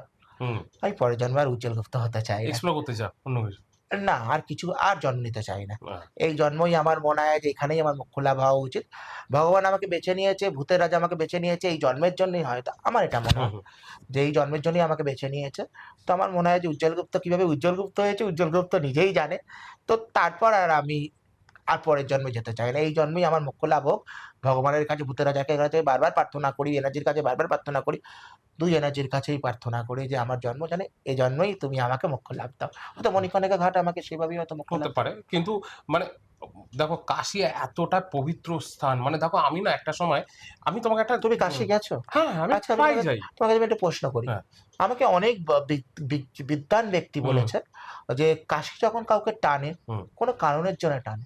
অনেক কারণ থাকতে পারে। এবারে আমাকে এটাই বলেছে যে হয়তো আপনার সঙ্গে আমার সঙ্গে তো প্রচুর মানুষের আলাপ আছে। যেরকম অনেক তন্ত্রবিদের হুম। সঙ্গে আলাপ যাবে, যেরকম ইতিহাসবিদের সঙ্গে আলাপ আছে। তাদের কাশী নিয়েও রিসার্চ করেছে, তাদের সঙ্গে আলাপ আমি প্রশ্ন করেছিলাম যে, "কেন?" তখন বলেছিল যে, "হয়তো এমন কারোর সঙ্গেও দেখা হতে পারে আপনার, যেখান থেকে আপনার পথ পাল্টে যেতে পারে।" একদম। আমি যেমন তোমাকে আমি বলি যে, আমি প্রেমানন্দ মহারাজকে প্রচন্ড হুম, হুম, ভাবে হুম, মানি। হুম।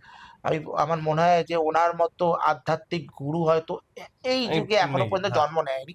কারণ আমার মনে হয় যে আমি তো কোনোদিন ওনাকে দেখিনি। না। কিন্তু প্রেমানন্দ মহারাজের মধ্যে যেই বাণী দেয়, যে স্ট্যাটাস দেয়, যে হুম, কথাবার্তা হুম, বলে, হুম। সেগুলো মনে হয় যে বলেছিল না যে আমাদের যে যখন ধর্মের হানি আসবে, হুম, গীতাতে আছে, তখন আমি জন্ম হব। জন্ম নেব। আমার মনে হয় আমার এটা মনে হয়, হুম। আমি জানি না অন্যরা কি বলে, প্রেমানন্দ মহারাজ হয়তো সেই অংশেরই কোনো একটা অংশ হবে। একদম হতে হয়তো পারে। এটা হতে পারে যে উনি হয়তো আ প্রত্যেকটা মানুষেরই তো কারণ নিয়ে আসে। হুম, উনার বাণীগুলো দেখবে, উনার মত দেখবে, যেগুলো তোমার মনকে কেন, তোমার রুহকে ছুঁয়ে যাবে। একদম, একদম। আর উনার কথাবার্তা, উনার সবকিছু, উনি ওনাকে নিয়ে একটা হয়তো এমনও হবে ফিউচার কেস স্টাডিও হবে। মেবি হতে পারে। কারণ উনার দেখো উনার কিডনি ফেল আছে, উনি কি করে চলছে কি ভাই? করে নাকি ডায়ালিসিসও করায় ডায়ালিসিসও না? করেন। আমি তো বিজ্ঞানের এটা মেলাতেই পারি না হ্যাঁ, যে একটা মানুষ বলছে আমি ১৫ বছর ধরে ডায়ালিসিস করি না। সে মানুষটা কি করে রয়েছে ভাই? ভগবানের আশীর্বাদ, ভগবানের হাত, ভগবানের অংশ আমি হতেই অবাক পারে। হয়ে যাই। আমি যেরকম নিম কারুলি আশ্রম, নিম আরে কারুলি বাপরে, বাবা। বাপরে! আমি গেছি ওই আশ্রমে আরে কিন্তু। দেখা হয়েছে ওনার সাথে? না, না, না। উনি তো গত নিম হয়ে কারুলি গেছিল, বাবার তারপর সাথে? আমি গেছি ২০২৩ এ। উনি তো তখন এক্সপায়ার করে গেছেন। হুম, হুম, এক্সপায়ার করে সচিন গেছে। তেন্ডুলকর ওনার খুব বড় ভক্ত ছিল। কারণ অনেকে, ওনার অনেকে। ওনার মার্ক মোবাইলে আমি জাকারবার্গ, দেখেছিলাম। মার্ক জাকারবার্গ অনেকে। আর সত্যি কথা বলুন, আমি না ১ম এ না বুঝতে পারিনি ওই আশ্রম কি। লোকে বলত নিম কারুলি বাবা আশ্রম, নিম হুম। কারুলি বাবা আশ্রম বিশাল। আমি গেছি নৈনিতাল, আমি আশ্রমে গেছি। আশ্রম তখনও আমি জানতাম না যে উনি কে বা কি বৃত্তান্ত। ওখান থেকে ফিরে আসার পরে আমি তখন জানতে পেরেছি। বাট বিশ্বাস করো ওখানে গিয়ে না এই দুটো জায়গা তোমাকে বললাম, নিম কারুলি বাবা আশ্রমে যখন আমি গেছিলাম, একটা অন্যরকম আমি মানে ভাইব পেয়েছি। Positive vibe. স্বাভাবিক ব্যাপার। আর আমি যা চাইছি, মনে যা চাইছি, আমার চোখের সামনে সেটা হয়ে যাচ্ছে। যেরকম আমি তোমাকে বলছি, আমি হনুমানজির বিশাল বড় ভক্ত। আর আচ্ছা। তুমি জানো নিম কারুলি বাবাকে হ্যাঁ, হ্যাঁ। বলা হয় হনুমানজিরই অংশ, অংশ। অংশ। আমি ওখানে গিয়ে বলছি আমাকে একটা গদা, আমি না গদা সবসময় আমার গলায় রাখি। আচ্ছা। ঠিক আছে? সবসময় একটা গদা থাকে। তো ওখান থেকে পাওয়া একটা গদা পেয়েছি। আরে বাপরে ঠিক বাপ! আছে? আমি এখনো গলা, আমি ক্যামেরার সামনে কাউকে দেখাইনি আজ পর্যন্ত, এই দেখো। আমার ওখান থেকে পাওয়া এটা। আরে বাপরে বাপ! ঠিক আছে? তো রুদ্রাক্ষ আছে? হ্যাঁ, রুদ্রাক্ষ রয়েছে। তো আমি তখন ওখান থেকে আমি পেলাম এটা, ওখান থেকে দিল আমাকে। এটা আমার একটা মনের ভিতরে ইয়ে ছিল যে আমি একটা ওখান থেকে পেলাম। তারপর ওখান থেকে যখন ফিরছি, ফেরার সময় মানে ওখানে না খাবার দেয়। তুমি জানো? মানে প্যাকেটে আমি করে যাইনি খাবার, কোনোদিন। হ্যাঁ, আমার সৌভাগ্য হয়নি। প্যাকেটে খাবার দেয়। আচ্ছা। যত যাত্রী থাকবে রাস্তায় দাঁড়িয়ে তোমাকে প্যাকেট ধরিয়ে দেবে খাবার। আমার সেখানে প্রচন্ড খিদে পেয়েছিল সে সময়, ওদের ফিরছিলাম। খাবার কোথা দিয়ে? একদম ধরিয়ে, মানে আমি বাসের মধ্যে বসাম না, আমরা পুরো একদম বাসে রয়েছি, পুরো ফ্যামিলি সবাইকে বাইরে থেকে খাবারের প্যাকেট দিয়ে দিল।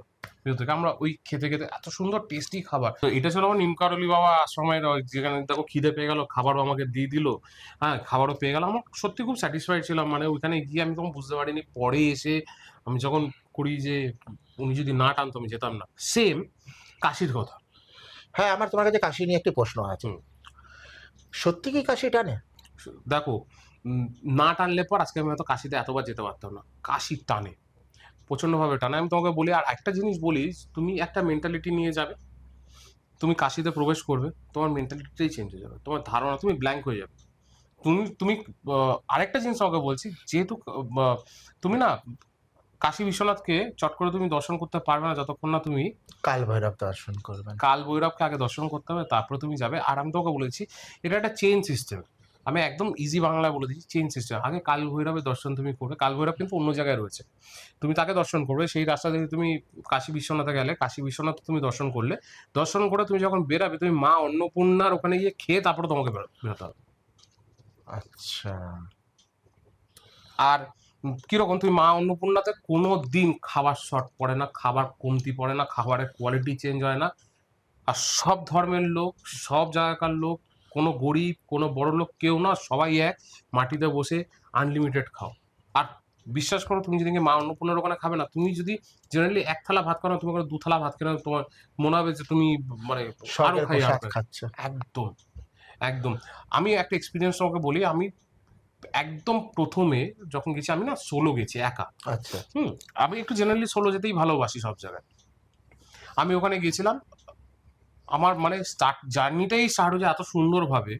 আমি এখান থেকে ট্রেনে করে গেলাম, মুঘলসরাই থেকে স্টে করলাম রাত্রিবেলা। বিশ্বাস করো, আমি মুঘলসরাই পৌঁছেছি রাত 1:30টার সময়। আচ্ছা, এইবার ওখান থেকে কাশী বিশ্বনাথ লাইক 30-40 কিলোমিটার দূর, অত রাতে আর ঢুকতে চাইনি। তো আমি ওখানে একটা হোটেল নিয়েছি, হোটেলের ছেলেটা বাইক নিয়ে চলে এসেছে আমাকে নিতে রাত্রি আচ্ছা। 1:30টার সময়। এত সুন্দর একটা রুম দিল, আমি থাকলাম। পরের দিনকে গাড়ি করে দিল, আমি চলে গেলাম আমার হোটেল কাশী বিশ্বনাথে। প্ল্যান করেছিলাম, আর সেদিনকে পড়েছিল হচ্ছে আমাদের নীল ষষ্ঠী পড়েছিল। বিশাল ব্যাপার ওখানে নীল পুজো, বুঝলে, শিবের পুজো মানে যে বিশাল ব্যাপার ওখানে। মানে ভাসাম হয়, ভাসাম হোলি সব চলছে রাস্তায়। আর সব লোক তোমাকে এমন এক আত্মীয়তা করবে না, তুমি তার বাড়ির লোক, আসো একটু রং লাগিয়ে দিই, একটু ভাসাম লাগিয়ে দিই, আসো বসো, রাস্তায় রাস্তায় লোকে বসে যাচ্ছে গান করতে। ওখানে আমি বসে বললাম ওদের সঙ্গে। তুমি গেছো একরকম ভাবে, তুমি ওখানে গিয়ে রাস্তায় বসে তুমি গান করছো, ওকে গান করছে, আমি ওখানে বসে ওদের সঙ্গে ওই খেলছি। তারপরে আমি বললাম আমি দর্শন করবো। বিশাল লাইন, সেদিনকে বলছে দাদা প্রচুর লাইন, প্রচুর লাইন, মানে লাইন মানে কাশী বিশ্বনাথ থেকে 3-4 কিলোমিটার দূরে অব্দি লাইন। 4টে গেট আছে, 4টে গেটেরই লাইন অত দূর। বললো দাদা চলো ভৈরব বাবা দর্শন করবো আগে, তারপরে তোমার যা হওয়ার। বলছি প্রভু টানে তুমি লাইন ভেঙে তোমাকে নিয়ে চলে যাবে। বিশ্বাস করো, সেদিনকে আমাকে লাইনই দিতে হয়নি। আমি ভৈরব বাবার ইয়েতে গেলাম, দেখলাম, দর্শন করলাম। ওখানকার কোনো একজন জানতে পেরেছিল আমি গেছিলাম, মানে বিএইচইউর কোনো পলিটিক্যাল একটা ছেলে, সে আসলো, এসে বললো চলো তোমাকে নিয়ে যাও, কোনো লাইন দিতে লাগবে না, বিনা লাইনে আমাকে পুরো নিয়ে গেল, দর্শন করিয়ে নিয়ে চলে আসলো ওই অবস্থায়। এটা যদি না, বাবা যদি না টানে, কোথা থেকে লোক আসবে, কোথা থেকে নিয়ে গেল ঠিক আমাকে। ঠিক ঠিক ঠিক ঠিক, এটা সম্ভব ছিল না। আর আমি যখন ঢুকেছি, ঢোকার পরে গেট বন্ধ হয়ে গেল, জাস্ট দর্শন করে আমি বেরিয়ে গেলাম। পরের দিন এসেছি নর্মাল দর্শন, কিন্তু ওই দর্শনটা আমার কাছে একটা স্পেশাল, কারণ সেদিনকে নীল ষষ্ঠীর পুজো, সেদিনকে আমি দর্শন করতে পেরেছি। আর মণিকর্ণিকা ঘাট সম্বন্ধে তোমার কি এবার মত? মণিকর্ণিকা ঘাটে গিয়েও না, এই যে লোকে বলে শ্মশান, অনেকে যেতে ভয় পায়, কারণ ওখানে ভাবে অনেক আত্মা রয়েছে, এই রয়েছে, প্রসেস হয়ে যাবে।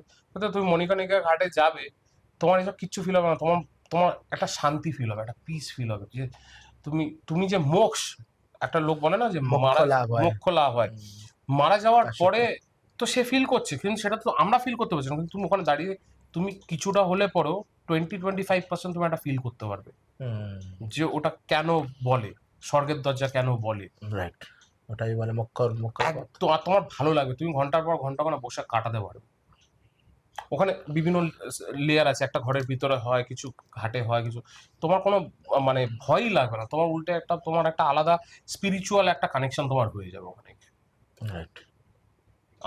আমাকে যতবার তুমি যেতে বলবেন ততবার যেতে রাজি আছে। আমার এই দুটো জায়গায়, একটা প্রেমানন্দজির ওখানে আমার যাওয়ার খুব ইচ্ছা, এখনো পর্যন্ত আমি যেতে পারিনি, বৃন্দাবন যেতে পারিনি, আমার যাওয়া খুব ইচ্ছা, ওখানটা যাওয়া, ওনার দর্শন পাওয়ার একটা খুব ইচ্ছা আছে। আর এই বেনারস তুমি যতবার বলবেন ততবার যেতে রাজি আছে। ওটা একটা মিস্ট্রি, বেনারস সত্যি বলবো একটা মিস্ট্রি। ওর অলি গলি, ওর খাওয়া, ওর যেরকম একটা লাইফস্টাইল আছে, একটা স্পিরিচুয়াল কানেকশনও রয়েছে। তুমি গঙ্গার পাশে তুমি থাকছো, হ্যাঁ, তুমি গঙ্গার পাশে যাচ্ছ, তুমি তুমি প্রভুর কাছে যাচ্ছ, তুমি ইভেন কি তুমি শ্মশান, যেখানে মোক্ষ লাভ হচ্ছে সেখানে তুমি যাচ্ছ। এইবারও ওখানে না এমন একটা জায়গা আছে, তোমাকে বলি, বেনারসে, যারা একদম শেষে চলে গেছে, মানে যাদের মৃত্যু অবধারিত, মানে আর বেশি দিন বাঁচবে না, যারা মোক্ষ লাভ করতে চায়, তাদের জন্য ওখানে স্পেশাল কিছু বাড়ি আছে, কিছু হ্যাঁ, আমি ঘর আছে। শুনেছি যে কাশীতে যদি কাশীকে তোমাকে ভোগতে হবে, হ্যাঁ, কাশী যদি তুমি না ভোগো তাহলে তোমার কাশী মোক্ষ লাভ হয় না। আমি এটা শুনেছি, কিছু কোনো বিদ্বান ব্যক্তিরই পডকাস্টে শুনছিলাম। আমার মনে হয় অক্ষত গুপ্তার থেকেই শুনছিলাম, অক্ষত গুপ্তার থেকেই শুনছিলাম। অক্ষত গুপ্তা এটা বলছিল যে কাশ अगर मोक्ष पाना है आपको तो काशी को आपको भोगना पड़ेगा। তো এরকম কিছু বাড়ি আছে যেখানে নাকি মৃত্যুর আগে থেকে তোকে থাকতে দেবে। আর ফ্রি অফ কস্ট, কোনো টাকা নেয় না। আচ্ছা, ওই শেষ দিন থাকতে দেবে, পরিবারের সঙ্গে থাকতে দেবে, আর এভরিথিং ইজ স্পন্সার্ড বাই ওই আশ্রম। তোমাকে নিয়ে যাওয়া থেকে শুরু করে ঘাটে পোড়ানো থেকে শুরু করে সব কিছু ওনারাই করে, কোনো চার্জেস নেয় না। বাবা! অনেক অনেক। ইতিহাস রয়েছে অনেক কিছু, তুমি প্রত্যেকটা অলিগলি, ওর অলিগলি আলাদা, ওই সরু সরু গলি। ইভেন অনেক পুরাণেও রয়েছে কাশীর নাম 5,000-6,000 পুরানো রয়েছে যে কাশী সত্যিকার এই কাশী কাশী একদম, ওখানে যে কাশী বিশ্বনাথ যে থাকে তুমি গেলেই ফিল করতে পারবে। আর আমি তোমাকে একটা জিনিস বলি, ওখানে গিয়ে তুমি যেটা চাইবে একদম ক্লিন মনে, একদম পরিষ্কার মনে তুমি যেটা চাইবে সেটা তুমি পাবে। আর আমি তো পেয়েছি বলে পরের বছর আবার গিয়েছি। এমন না যে আমাকে মানত করে আসতে হচ্ছে, মানত একটা আলাদা তুমি জিনিস। তোমার মনে যা খুশি বলো, তুমি তোমার মনে তুমি যাই বলো, যদি ওই যে বলে না সচ্চে দিল সে, अगर तुम आप कुछ मांगते हो একদম তুমি পাবে, ওটা তুমি ফিল করতে পারবে। আর তোমাকে যদি টানে, এটা কোনোদিন ভাববে না যে আমার শেষের জন্য টানছে। ওইখানে গেলে পর তোমার শেষ কেন, ওখান থেকে তোমার শুরুয়াত দিয়েও হ্যাঁ, এটা আমাকে অনেক পণ্ডিত ব্যক্তিরাও বলেছে যে হয়তো আপনার নতুন কোনো শুরুর পথ ওখান থেকে হচ্ছে, বা আপনি এতদিন ধরে যা করছিলেন ওখানে প্রথম দরজায় আপনি পা দিতে চলেছেন। সেটা ক্যান বি এনিথিং, সে যে কোনো কিছু হতে যে পারে। কোনো কিছু হতে পারে। যে আপনাকে হয়তো নতুন কোনো পথ প্রভু খুঁজে দিচ্ছেন যে আপনি পা যেন বাড়ান, নাহলে কাশি টানে না। কাশি টানবে না, নিম করলি বাবার আশ্রম প্রেমানন্দ মহারাজের কখনো কখনো টানে না। ওই কি বলে যেন